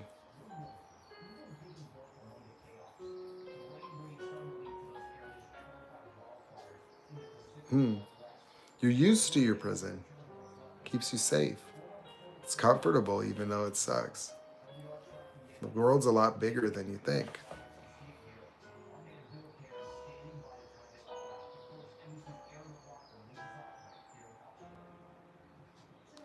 Anybody try the exercise here and want to share about what that was like for you? Just to see.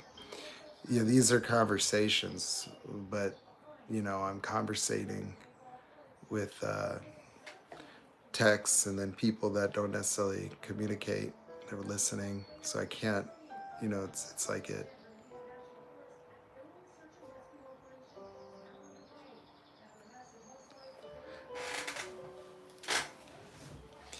You think outside the box. You gotta find the box.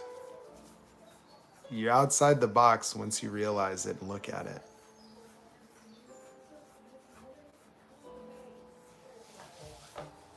Yay! Anybody get anything out of this tonight? The 99 minutes. It's an hour and a half, right? Of just unadulterated talking. Look, man, I'd rather be, rambling on YouTube than pushing a shopping cart by myself out there. It's not a good look, right?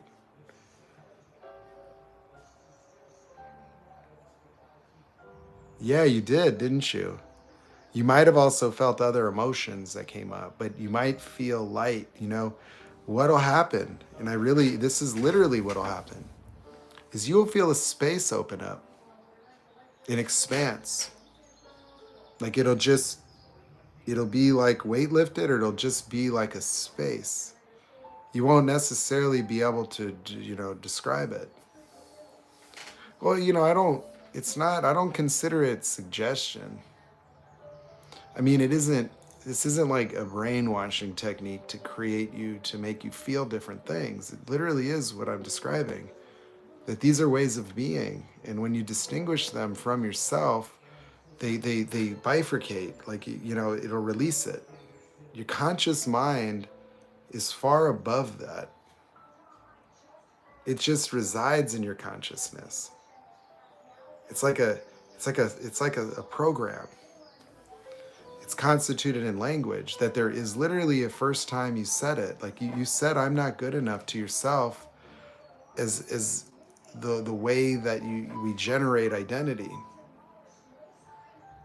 And like you could do exercises and let these things go. Some people call it limiting beliefs and things, but the reality is this is just the way that human beings experience the world outside of them.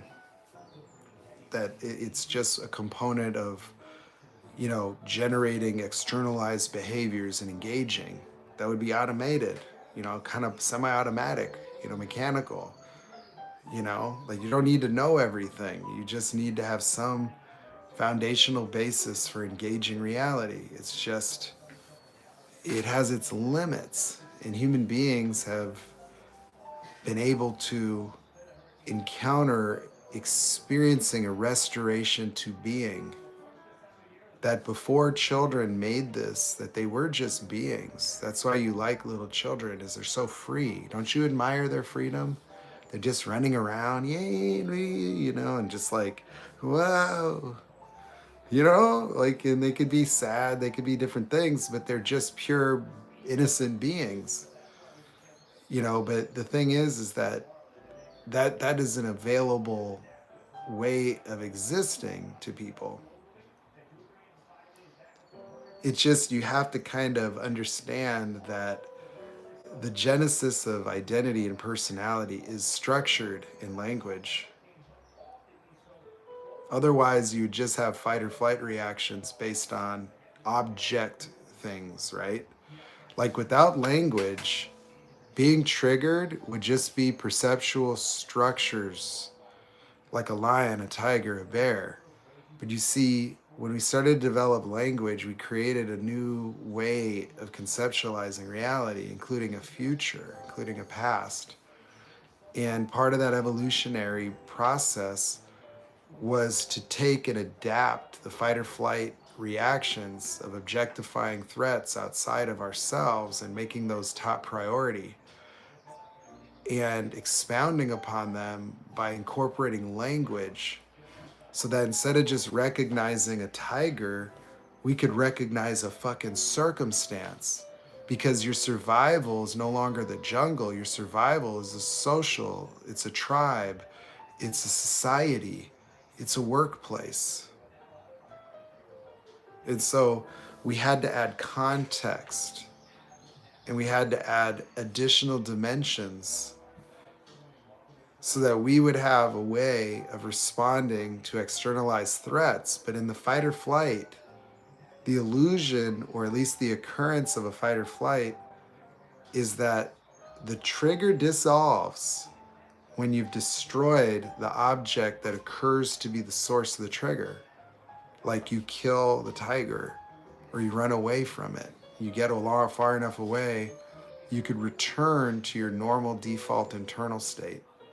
It's just, we live in a reality where we're always being triggered, and so you meditate, you do things to try to, just experience your baseline emotional state of peace, where you don't have anything to do, there's nothing that's wrong here. You just can feel things, and you could be, doing normal things, and you're not driven, right? But our personalities have been hijacked and they've been used against us. We've been indoctrinated into a world that forces us to work 40 hours a week and buries us in debt and self significance to keep us engaged through these mechanisms, burning us out, fueling us with coffee, medicating us as a result of the unnatural state of existing as these anxiety driven, self significant, identity chasing guys and girls. That we've complicated our lives. And while we sit here and talk about the divorce rate having something to do with modern women getting too sassy and masculine, the reality is that people's mental health is just affected by the bombardment of constant pressure, the advancement of technology, inflationary pressures, and everything that you have to account for on the day-to-day grind of modern fucking life. Where you got to take something to go to sleep and drink something to wake up, and hopefully you're just not, rejecting the program, and here's some depression pills, and then my wife is triggering me and by bringing work home and he's not making enough, and look at her shoes and look at the way this and that, and he wants to use the ladies' room, and, like, triggered. Like, we literally exist as if triggered is the default now.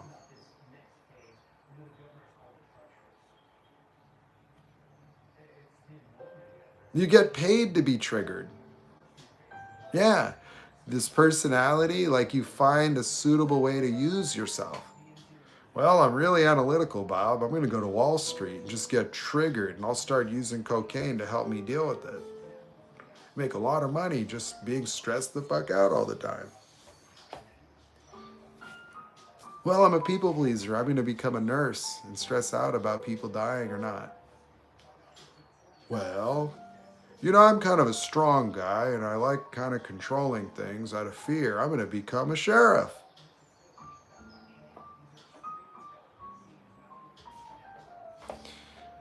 And there you go.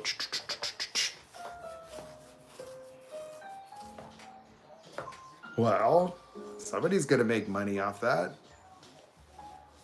Yeah, and interest. We're just paying into the system, running on treadmills. How the fuck did we buy into this?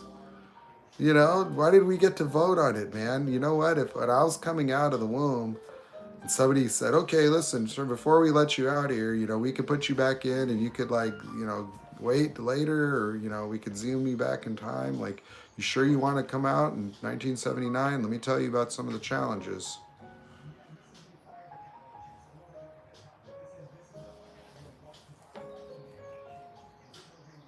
There's going to be a lot of shit to worry about, Nobody even warned us about narcissists, did they? Well, the Bible tried, I guess, but how are kids going to understand that shit? You screw them up, man. You can't turn Jesus into the Easter Bunny. Like, come on, man. They won't understand that shit. By the time you've brainwashed them for most of their childhood and given them all this morality to think about what they're trying to just develop as fucking kids, they're going to end up being upset about it later. And then they're going to be atheists on TikTok, really upset and fiery and mad, talking about how they had to deconstruct their religion to get out of their perpetual guilt trip.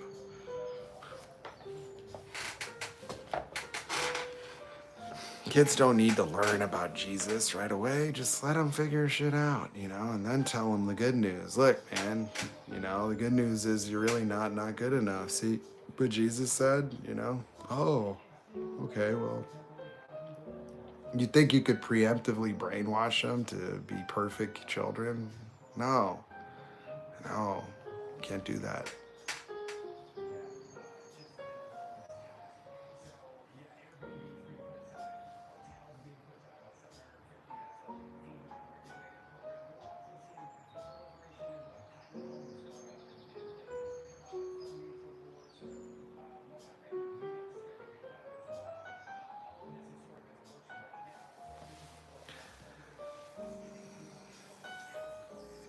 And the small stone that took down Goliath is that I give up the right to have the complaint that I'm not good enough in my life forever. One, you could actually say a fucking sentence like, if you did this kind of work, you will see that a single sentence can literally take down the Goliath of your suffering.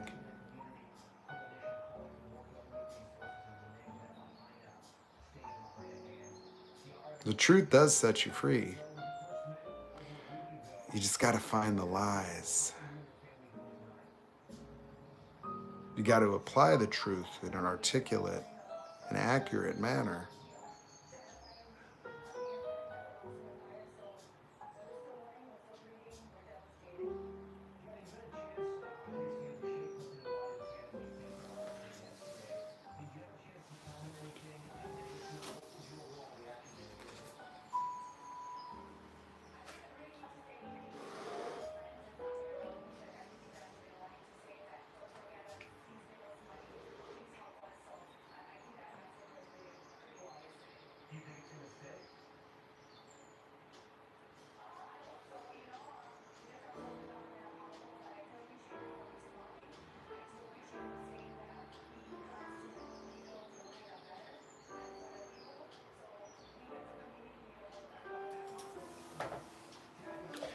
I love these little jazz channels because they give you a visual,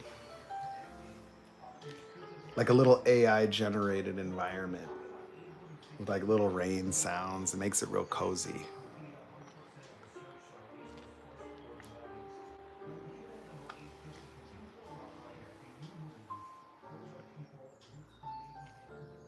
See, I think people with borderline, they have these powerful coping mechanisms based on trauma. But I do think that a lot of them have developed personalities. It's just the thing that makes narcissistic personalities sort of so distinct is that the disruption of the development of personality altogether. That borderlines will have false realities that are profound as well. Like a profoundly idealized reality that protects them from pain. They have they may have developed personalities, but they have a lot of unprocessed trauma that they're in avoidance of. And that's also why they devalue just as powerfully, because devaluing, you know, protects them from the fears of rejections, and it's even a way of like expressing some of that stuff that's in there.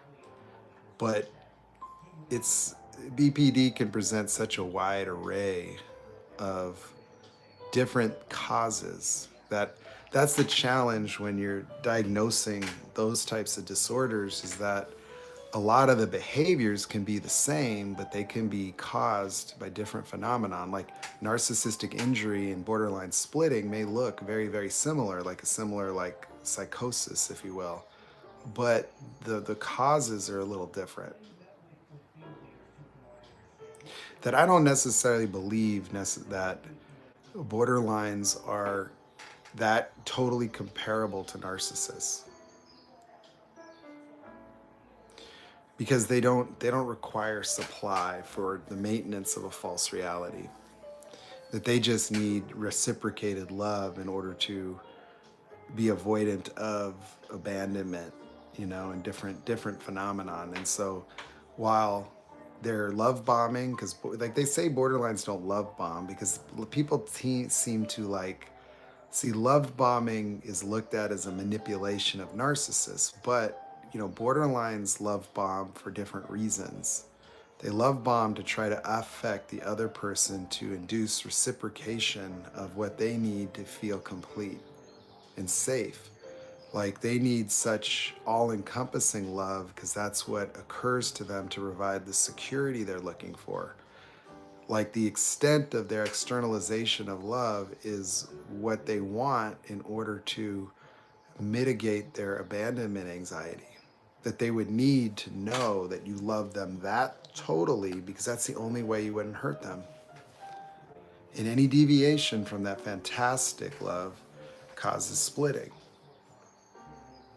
a defensive reactionary response to an interpretation of potential abandonment, or you know a deviation from the idealization that they interpret as required to prevent them from getting hurt. And so it's different mechanically. While narcissists can idealize, they experience love more as a positive affect from the positive supply they get from a codependent who is in a similar to a borderline fantasy. That falling in love for codependents is very close to borderlines, just not as extreme, because they're not looking for all-encompassing, all-consuming love reciprocation per se. They're merely trying to arrest the vicious circles of their insufficiencies that give rise to the blockage of their experience of their own internal environment and themselves. That it has to do with trying to suspend themselves in a permanent state of their own experience of adequacy, which is actually very normal.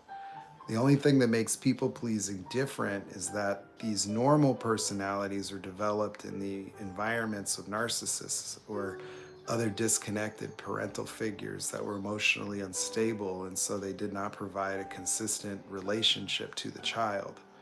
And so the child became preoccupied with the restoration of the emotional states required for them to feel safe, loved, complete, wanted, belonging. And so because there was no permanence around it, the strategy of the people pleasers, internalization, fixing of themselves in order to appease these people, in order to try to restore them. But they live in an illusion of attempting to affix that permanently.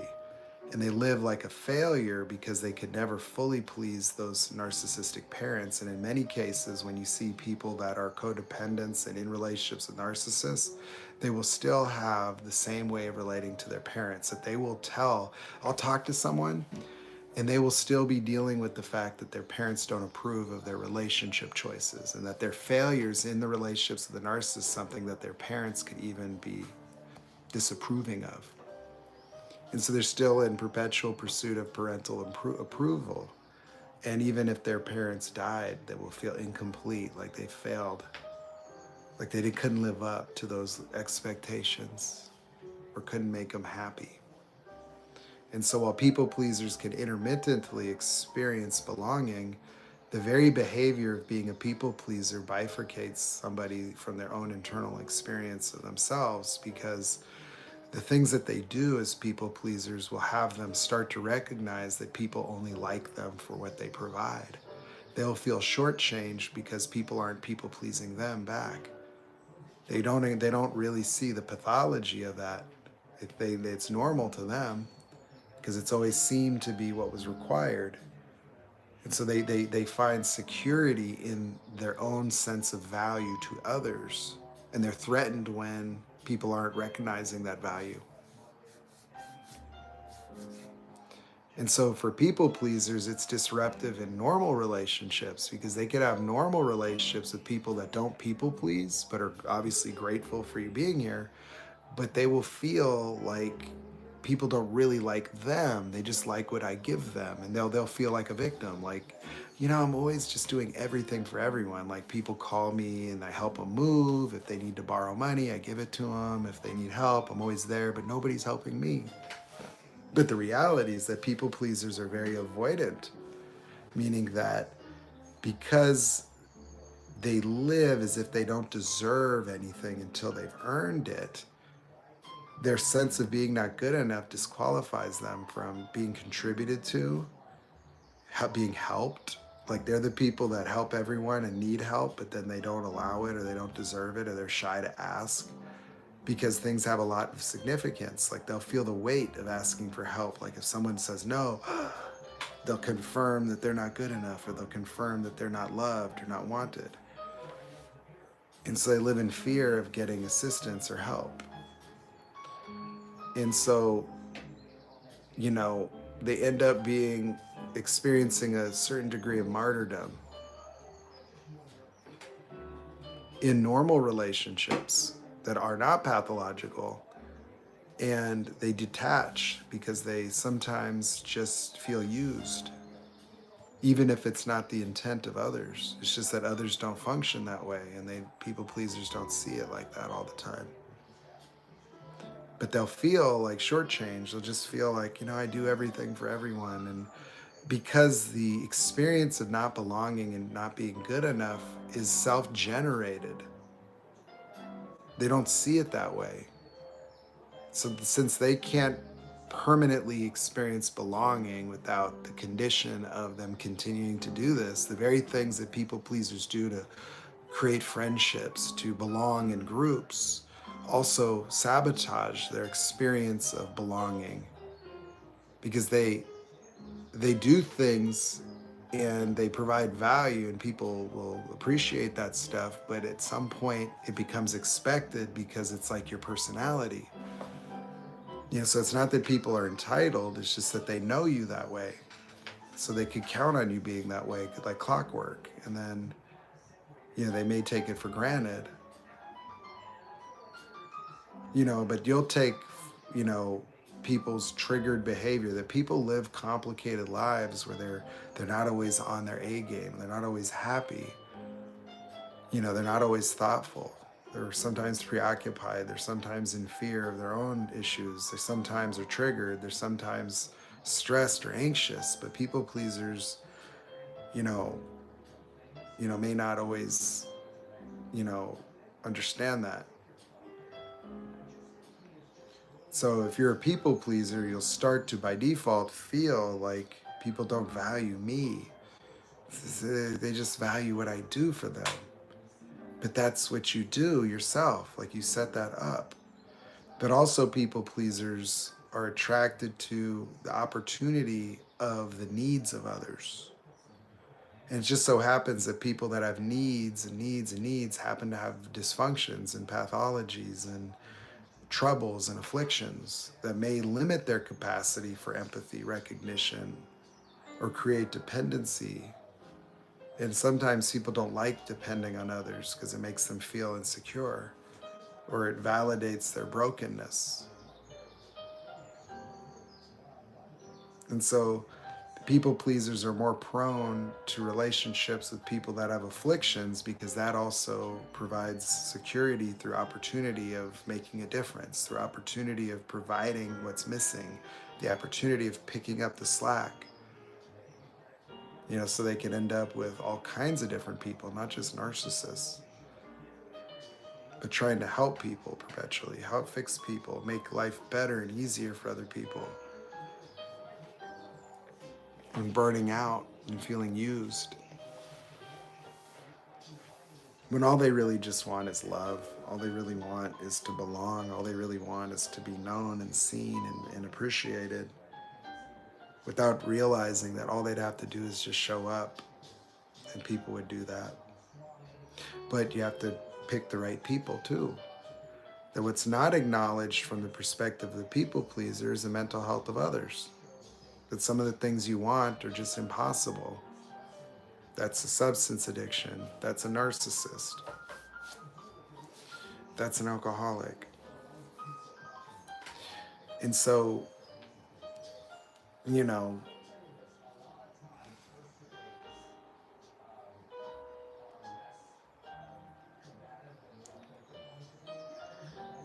if you want people to recognize and value you, they have to be people that do that already. Not people that you have to convert or fix, not people you have to prove yourself to, because if you have to prove yourself, it means that somebody can't see you. They can only see what you do. And what kind of people relate to you based on your utility are narcissistic. Like if your only value to me is what you provide me, and all you require is me to say thank you, good job, you're good enough. It's a very low threshold. And that's why you feel invisible. That's why you feel like you don't exist. That's why you feel like you can't find yourself. Because you're trying to find yourself through the good works and through the intermittent experience of your validity when people happen to appreciate or value you. And then you'll find that they're bullshitting. Fair weather friends call you and they'll gas you up for 45 minutes. At the end of it, they'll tell you what they need from you. And you'll be like, I knew it. So you'd be all happy, like you hear from a friend, oh, hey, Dustin. And then they're talking to you and talking to you. And at the end, they're like, hey, but by the way, would you mind helping me out with my Corvette? And I'm like, oh, of course, man. Just bring it by Saturday. I'll hook you up, bro. Because you're my friend. Oh, it's really good having friends like you when my car has trouble, Nate. I don't know what I would do. I don't know, maybe call me once a year, not just when your engine makes a sound. So I've gotten rid of a lot of those friends. I realized that I've had friends that I've been taking care of with car shit. Narcissists acting fucking entitled. I've dealt with some bullshit, guilt trips, people gotten so much out of me.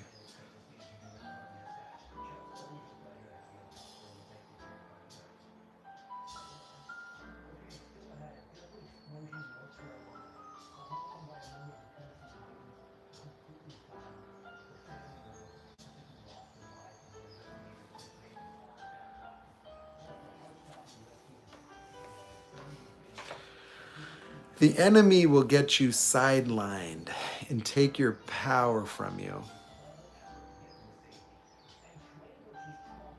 If you're a difference maker, if that's just your fucking hardwiring, you're somebody that sees things and has awareness, these people are evil because what they'll do is they'll dement you. They'll transform your relationship to yourself. Have you stopped believing in your purpose? Because you'll fail at them. They'll make you fail on them. Like, you're supposed to make a difference for people, but when you apply that to an endless, bottomless black hole narcissist, it's like you're shining your light in a black hole and getting no reflection.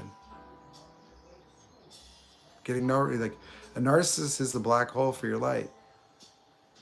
That's it. That you could generate all the inspiration, hope, love, intention, and you could put it on them, and all it is to them is supply. That's it. A being that needs supply. I have been the ultimate supply. Like, I have been people's fucking I could make a narcissist fucking levitate. Like, just goosebumps, just have this motherfucker floating. I didn't realize that's what all it was. Is that thought I was inspiring people. Oh, I was building new false realities.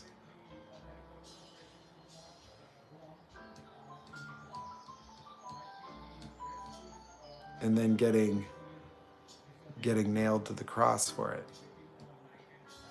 Like, sacrificed. Because I really do believe that is what happens to you. I believe that is like a metaphor for it. That in a way, you could have a transformational experience coming out of narc abuse. You most certainly can have a spiritual awakening. If you get broken down to nothing, you can reach the pit of hell. And then when you realize that's where you're at, you can free yourself. That narcissists induct you into hell. Like, they dement your reality. That their words are pure deception, that their words are dementing. Just being around them is dementing, that it is toxic to be around them, period, under any context. Because they fail to reflect you.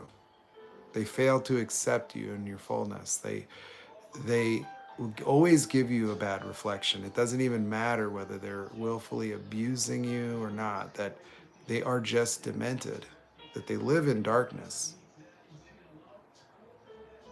The difference is that you can't pull them into awareness and you can't pull them into enlightenment or heaven. And so you end up in a tug of war, that if you're in a relationship with a narcissist, what's happening is a game of influence.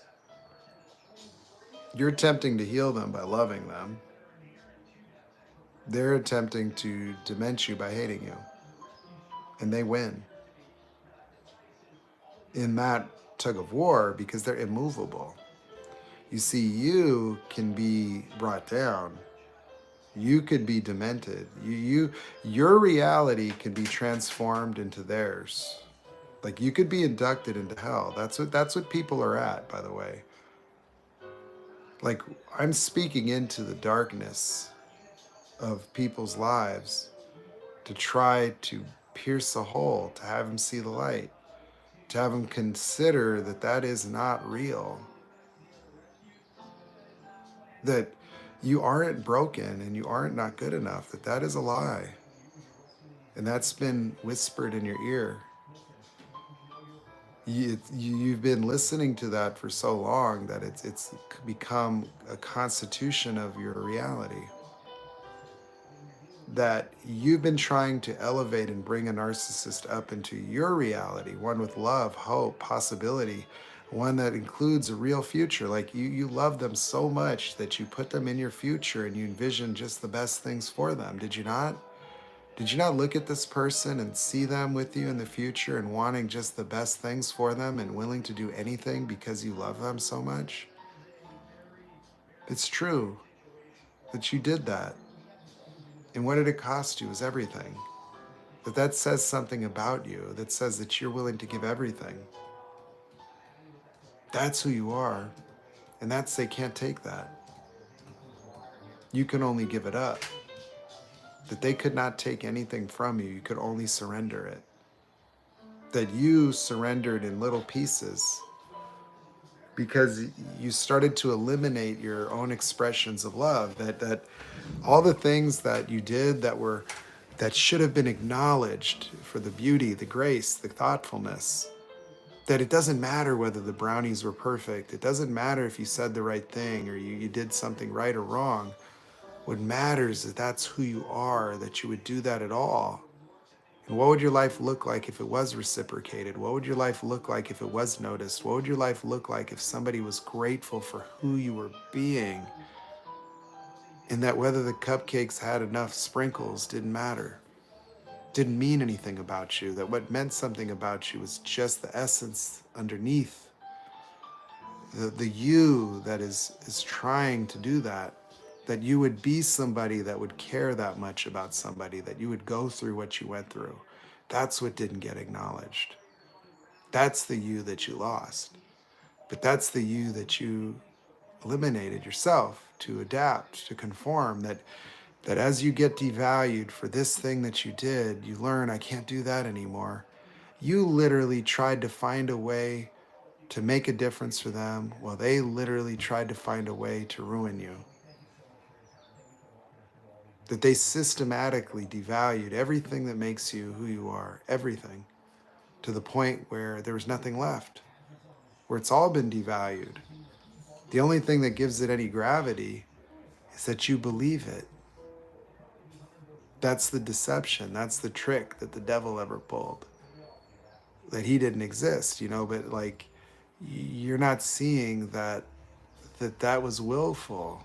That the way it works is that they create statements, ideations, like they conjure those. Do you want you to understand that they conspire against you, that they are doing that to you on purpose, that they are devaluing you as a way to hurt you, as a way to eradicate the things about you that they can't be with. That everything that makes you who you are, dimensions of being that is incompatible with them, that a vulnerable narcissist is a victim, a demented being, hell-bent on becoming a victim and making you evil. That they think you're evil. That's how screwed up they are. That like I'm getting sued. Okay? Like I've got a lawsuit by somebody that thinks that I scammed them by giving them work to do and they didn't do it. Evil. He wants to ruin my life, ruin my essence, take everything I work for and destroy it, and he did. Yeah. That all these people wanted to destroy me. It's unquestionably the case that's exactly what they were doing. That they ended up hating me, and I honored my end of the agreements and did everything I could, and they just hated it because me doing that caused injuries. It provoked fears of failure that the coverts are incompatible with that they could never aspire to that because they have grandiose inferiority that they try to conceal by creating a false sense of self-importance that they would not be able to step up. And the only way they can deal with that is by making me evil and punishing me. How many times I've been stabbed in the back? Like, the interesting thing about these people is they stab you in the back on the heels of your greatest contribution to them. That you cause an injury the more you love them. That's how demented they are. That you love them, and then what you get from them is destruction. And then you get convinced that that's not what you are. That you're bad, you're broken, you're not good enough. Your love isn't enough. Your love wasn't good enough. Your this isn't good enough. Your that isn't good enough. And living in a delusion that you got to fix all that stuff that's wrong with you, and then you can go back, and then you got to heal from this and that, and it's bullshit. No, you don't. You just got to do your thing with somebody that doesn't devalue you, and you'll be good to go. Like, it's all you got to do. That you're fucking ready. That if you can endure a relationship with a narcissist, it doesn't mean you're fucking broken. That means you're a champion. Like, you could be that fucking dedicated and survive that shit without stabbing someone in the neck. You're an angel. Yeah. You mean you didn't bury them in the backyard for what they did?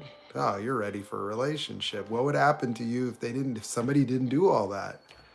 Like, you think you couldn't handle a relationship absent devaluation and artificial arguments and walking on eggshells, like you're stressed out. I don't know if I'm ready for another relationship. Well, that's because you think that that's what it would be, because you still think you had something to do with it. Like, you think that you weren't good enough and that's why it happened. No, you're ready right now. Whether you feel ready or not, well, that's your damn choice. But if you just did your little thing, your little people pleasing, you would be fucking perfect. You'd have nothing to worry about. It's somebody that would just look at that and go, you're fucking awesome. I've never had anyone treat me like that. Like, it's a blessing, And so, let me ask you a question. How many people in here, if you could take the way you were in that relationship and copy it and get a beautiful opposite sex version of yourself, do you think that would have been easy? Do you think you'd be agreeable? Like, you think you would just trigger and just have arguments and just make up shit? Would you show up to devalue yourself?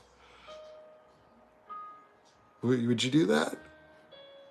Would you eat some of the cupcakes and just, this is crap, it's not good enough for me? Would you just come home just to be the victim? Would you wake up and just be in a mood where it's just time to trigger someone? Would you do that? Would you do that to yourself? Have you ever done that on purpose to anyone? Probably not.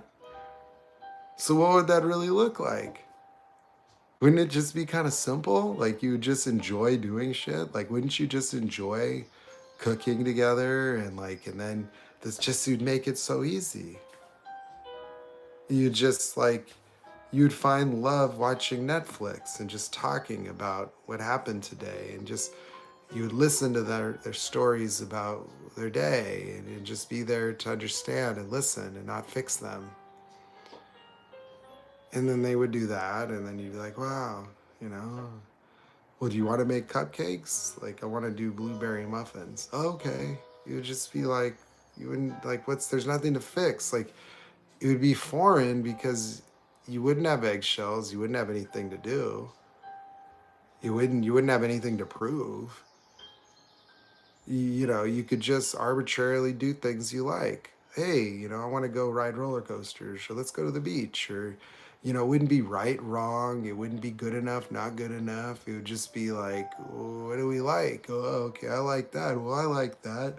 Well, can we do something you like and then something I like? Yeah, that sounds fine." It wouldn't be like, that's not good enough. You've been dealing with people that are sabotaging in all areas, and you survived that like a goddamn champion. You're still like, you've made it. Like, that's crazy. Like, and you're intact. So you want to start to picture, what would life be like? What would that look like? And are you willing to do what it takes to go get that? Making it easy. Like, you don't do devaluation and gaslighting. You just don't do that shit. You see, like, if you eliminated from your priority list feeling good enough in the mind of someone else, and you just showed up, and all you look for is if they can discern you and recognize you and not make you tickle like a soulmate, but you just want to understand that the way that they experience reality is grounded. That's it.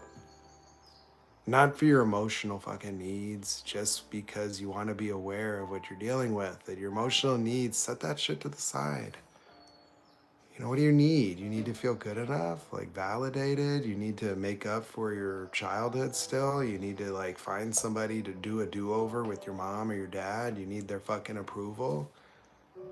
You gonna keep playing that game? That's a 5-year-old, emotionally speaking. You don't need all that.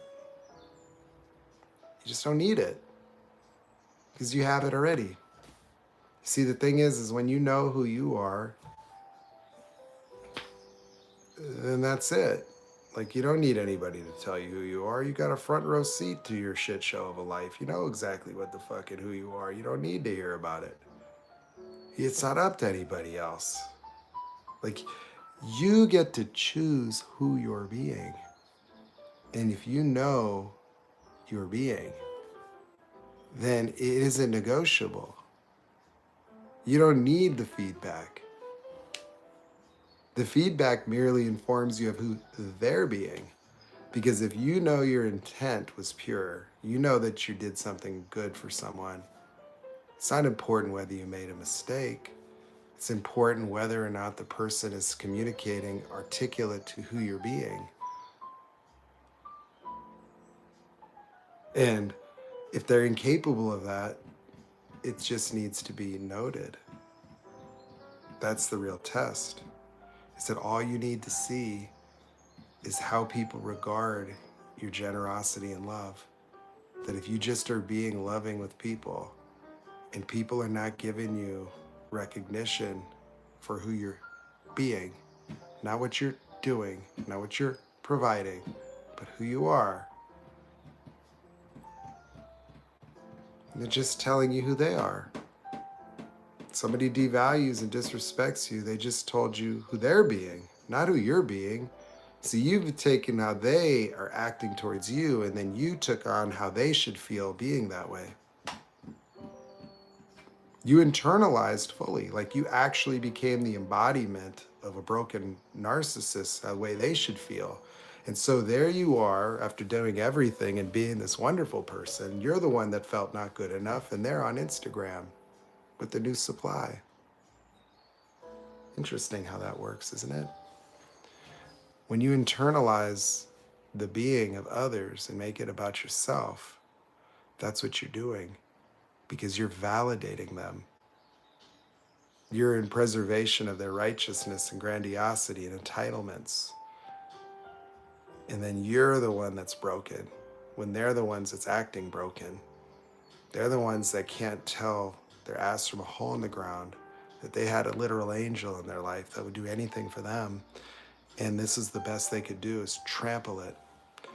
And it says not to feed the pearls to the pigs. You literally the tree is known by the fruit it bears, but you're putting your fruit in the trough of the pigs, and they don't distinguish your fruit from anything else in there that's rotted. They have no appreciation. They can't recognize the tree. They pretend the fruit's spoiled, and they treat you like you're a rotten tree until you start believing it, and now you stop making fruit. And so, how are you supposed to be known when everything that makes you what you are, you withhold it?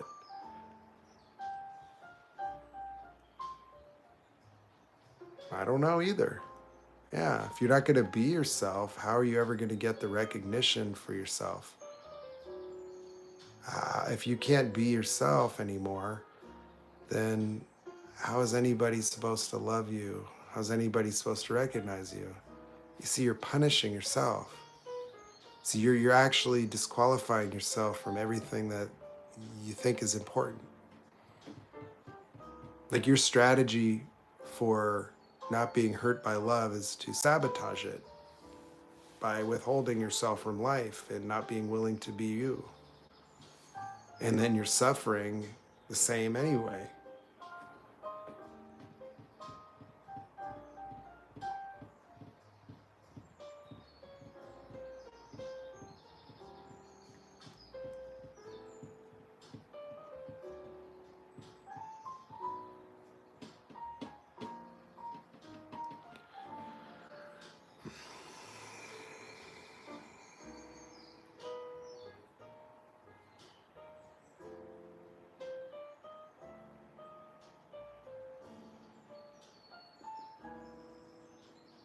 Well, yeah, that's how. It's because your authentic self is treated as inauthentic.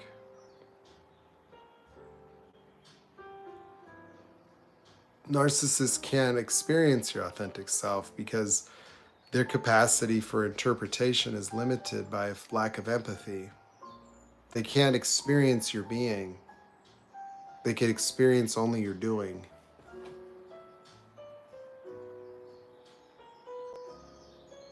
And so, you get invalidated for being authentic, punished. And so you are afraid because you get rejected, you get invalidated. Like you will be inspired. You as a spiritual person have probably felt the Holy Spirit. And I mean it. I mean that you would be driving and you'd get this inspirational tickle and you would have an idea pop up, something kind, a thoughtful thing, and you're going to stop at the store, you're going to do this. Because I used to feel that. I would go and then buy food and get the things that I knew she would like, and I would want to prepare a meal. And then I'd get there excited, surprise, and I brought ice cream. It's like, oh, cooking again? Okay, fine, but you have to clean up this time. I'm not helping with that. I'm like, huh. So she eventually eliminated my barbecuing. So I took my barbecue away and I moved it to my narc brother's house and started barbecuing from him because I love to do that. But then I would make stuff with the Instant Pot because it was cleaner and easier because she would be upset about me making messes, but I would always clean up anyway. But the nagging, it got unpleasant, that it was just, I got to a point where there was nothing in it, that she didn't care, didn't appreciate it, didn't acknowledge it, would eat and enjoy it. This is good, this, that, but it was it was me that wasn't being acknowledged. See, I didn't care if you really liked the soup. I knew that that was good because I tasted it. I knew it was fucking fire. It'd make the best chicken tortilla soup. But it was that this was how I care. You see, that goes unnoticed. While I'm listening to this is missing, that is missing, and I'm being, and I know that I am. Then I would just be like, okay, well, we're done with that. And at the end of it, it was just dead. That she came to me once and watched me shoot a fucking commercial. and was just, oh my God, that was so amazing. Like, like I was just natural, like I could just nail the script. And I shot a commercial for a torque converter thing, you know, and, and then at the, like 2 weeks before I got rid of her, like I was recording a simple Instagram video, car things. When I uploaded it, she's like, did you upload that? I'm like, of course. She's like, I don't know. I'm gonna give you some. I want to give you feedback. She's like, I don't know how to say it. It's just your voice. It's like it's squeaky. It's high pitched. It's annoying. Like it. I think you should delete it and try it again. I'm like, I thought to myself, and I'm like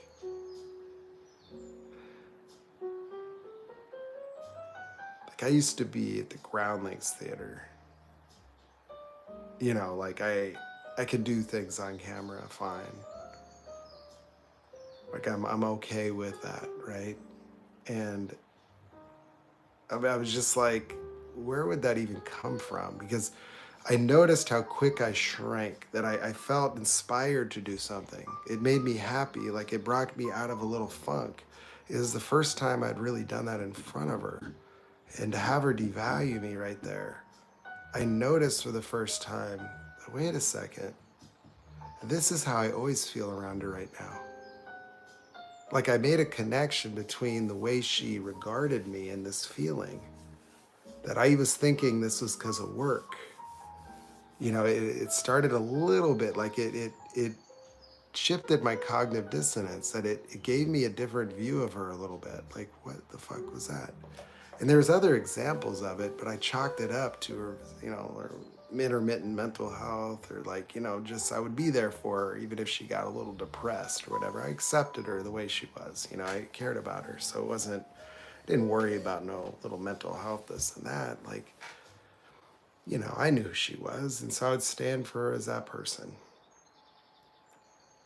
No, she's demented and dark, sick, twisted, diabolical, disgusting, gross, like just sick.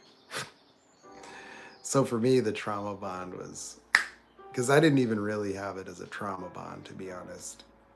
Not like that, not like what people are dealing with. Because you see, for me, my growth has been linear, like progressive over time, that a lot of the relationships that people describe as, I've been through that too. Like I've been tortured by narcissists. Like, oh my God, like when I was younger, oh, the love bombing and then the heartbreak and the back and forth, and they're with their ex and they're coming back and then this, that. But as I became more aware, they adjust to you. Narcissists learn your boundaries, and they will have to be more covert.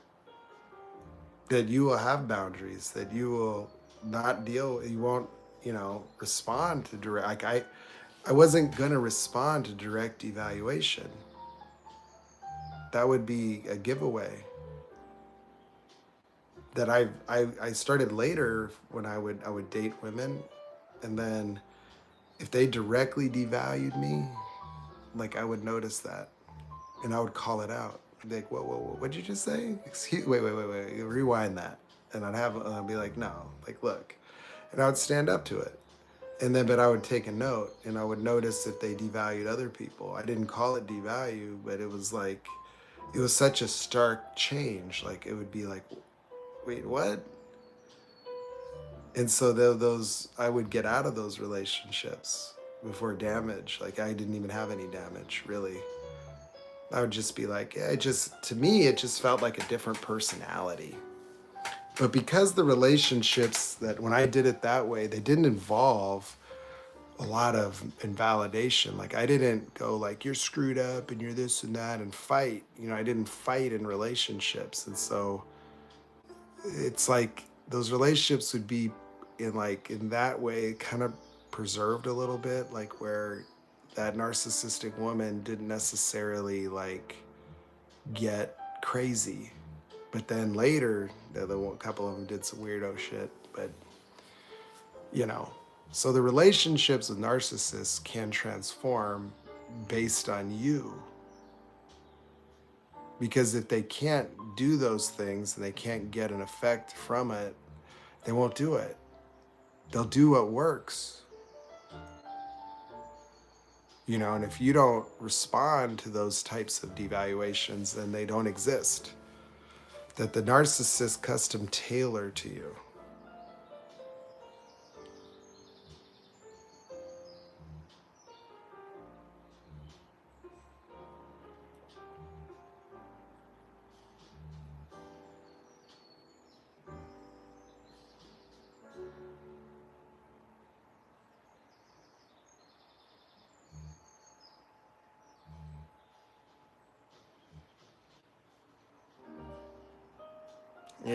Yeah. Yeah, it's twisted stuff, man. But anyway, who's here still? I see you, Thunderclap. I remember Thunderclap. I thought that was like, you know, a dancer in Atlanta. Hey, welcome Thunderclap to the stage. Okay, bring out them Benjis, gentlemen. Thunderclap is looking for you to make it rain. You make it rain, she makes the thunder clap, you know. That's what I thought. I was like, oh, Thunderclap. I was expecting a troll or something. I was just something. I wasn't sure what Thunderclap was. Everybody, welcome to the stage. Miss Thunderclap, you know.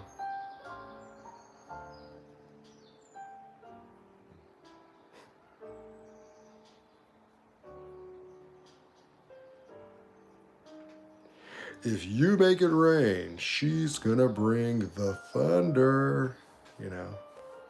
Just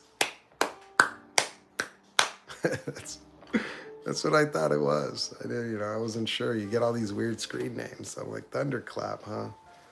Damn, girl. It's a big, bold statement. It's so weird, you know, that whole world, like, oh my God. I don't think I'll ever go to a strip club. I think I've been like a handful of times. I've never spent a damn penny.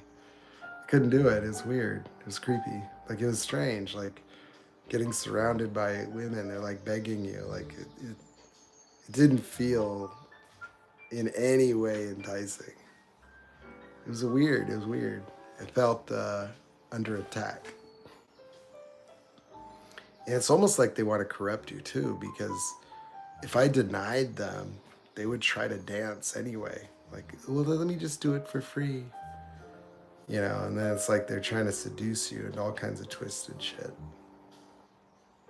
I just noticed that, like, being not interested, like, just genuinely, look, like, and being gentleman about it, like, you know, this isn't for me. They would try, no, you know, and they would like have to like prove it to you and like, all right, Melissa, well, I felt that, you know, I did. I started to, you know, believe it actually, you know, I got the art of it. That was wonderful. I actually started to feel in love. But no, I don't want to do it again. Sorry.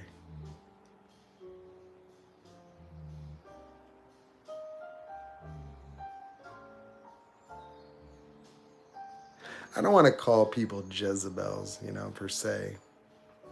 But I don't know.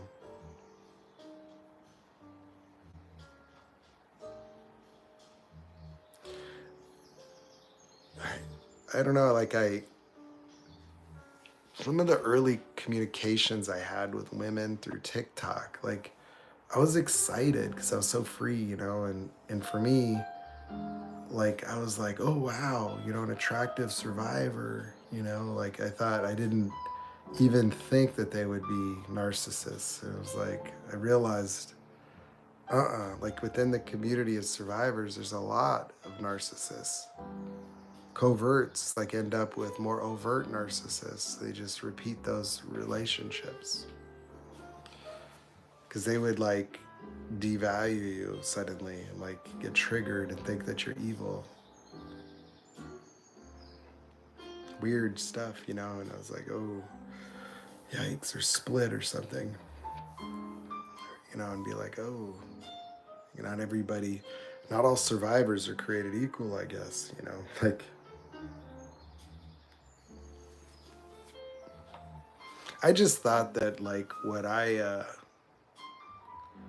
was experiencing was what other people must have experienced coming out of these relationships. I didn't understand initially that like the people would just keep suffering when they realized what had happened, and so that's a lot of the things.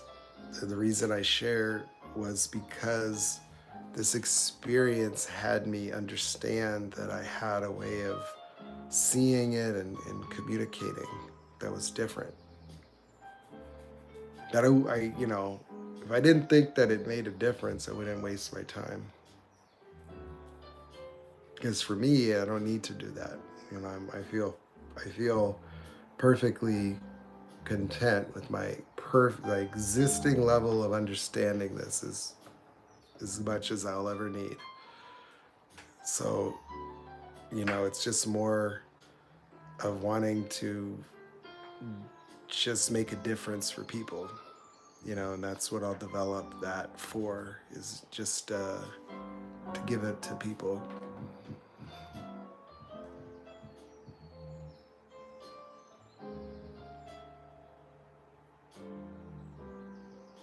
Well, like my grandma's name is Lilith, and we had a cat named Delilah, and my niece's name is Lily. And my grandma was crazy, crazy, very hostile. But she could be very kind and nice, but she would, I guess, split. Because, like, she would come to visit when we were kids, and then at some point, if she couldn't have her alcohol, she would throw rage. She could throw things at us and chase us, She'd get really angry. One time I was a kid and I had a set of keys, and I was looking at the electric outlet and I was gonna stick it in, and she was standing watching me, and she's like, "Don't stick that in the outlet." Like, and I did, and I got shocked really fucking good. It shocked so well that it welded the key ring to the key. I did something like that in my dad's car, where I was sitting in the back. This is how scared I was. I mean, I didn't realize how fearful I was that I didn't think about it. I was always on eggshells as a child, but it was normal, right? Just around my dad. So he loved his Cadillacs, and we were riding in his brand new Cadillac.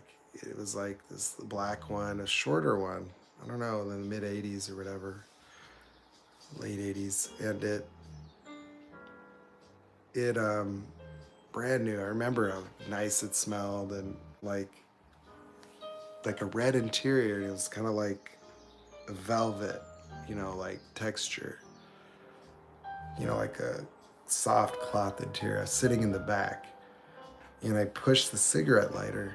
I didn't know what it really was. I just pushed it, and it went in, and then it like popped out, click. And I took it, and it was red. I was just looking at it, and I took my thumb and I touched my thumb to it, and I put it back.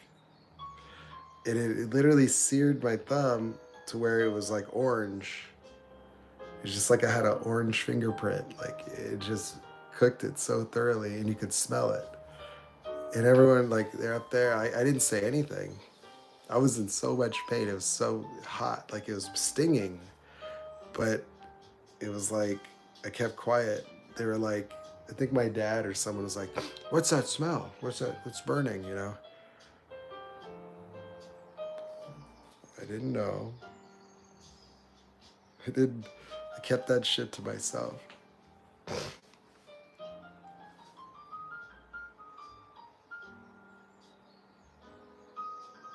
Yeah, I look at like my little brother's pictures, just innocent children.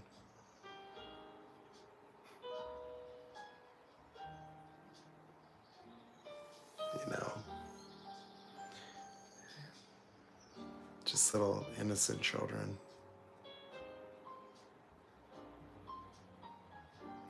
happy. I have images of them riding their little bicycles and doing little kid things.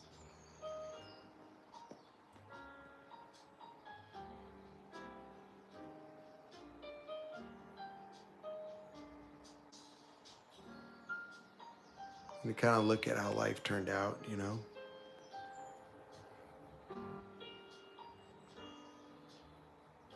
It's a very hard reality. Life isn't that easy.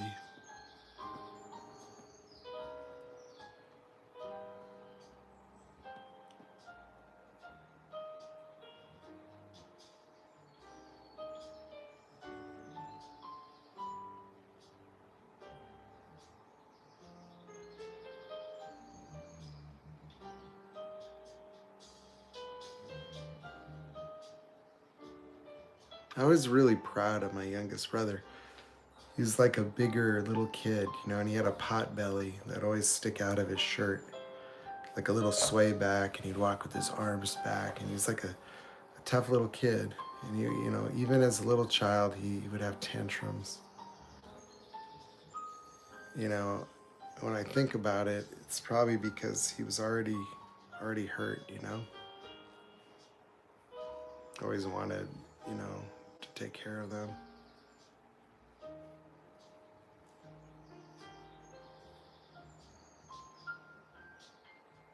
So that little boy, I still see it, like he hasn't really changed. That the little boy is what I see now. Little, and I see that in my father too. That when my dad looks at me, it's like a scared little boy looking at me. You know.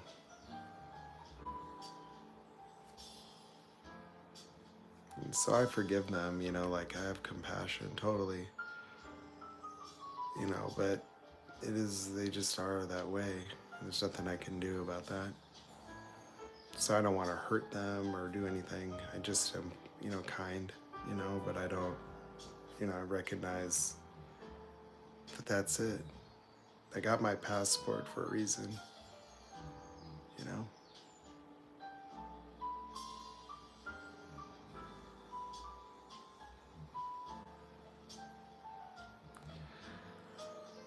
Well, it is what it is.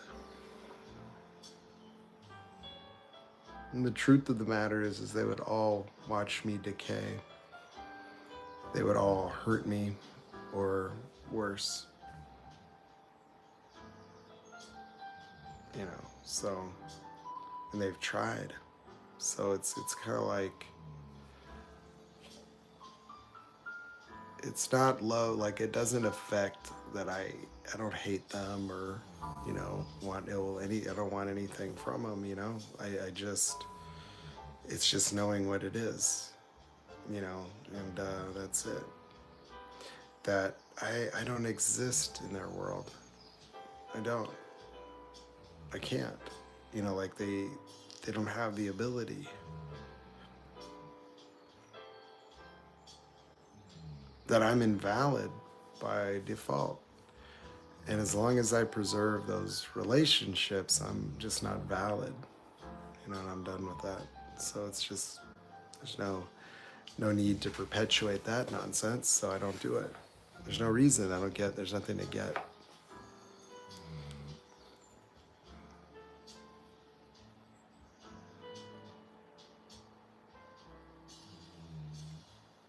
Yeah, I saw that stuff. Always, but it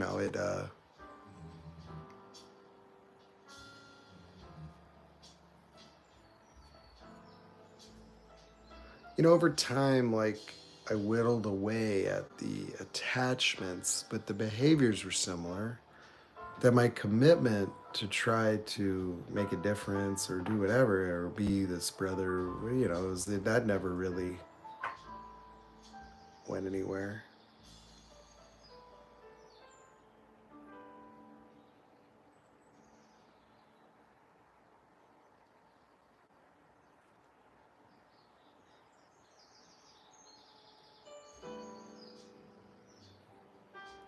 But anyway, I think I gotta go now. I don't even know what time it is, but I'm gonna go ahead and shut this down. I appreciate everybody for being here. Hopefully it was valuable and worth your time.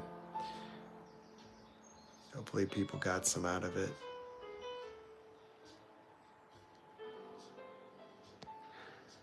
Yeah.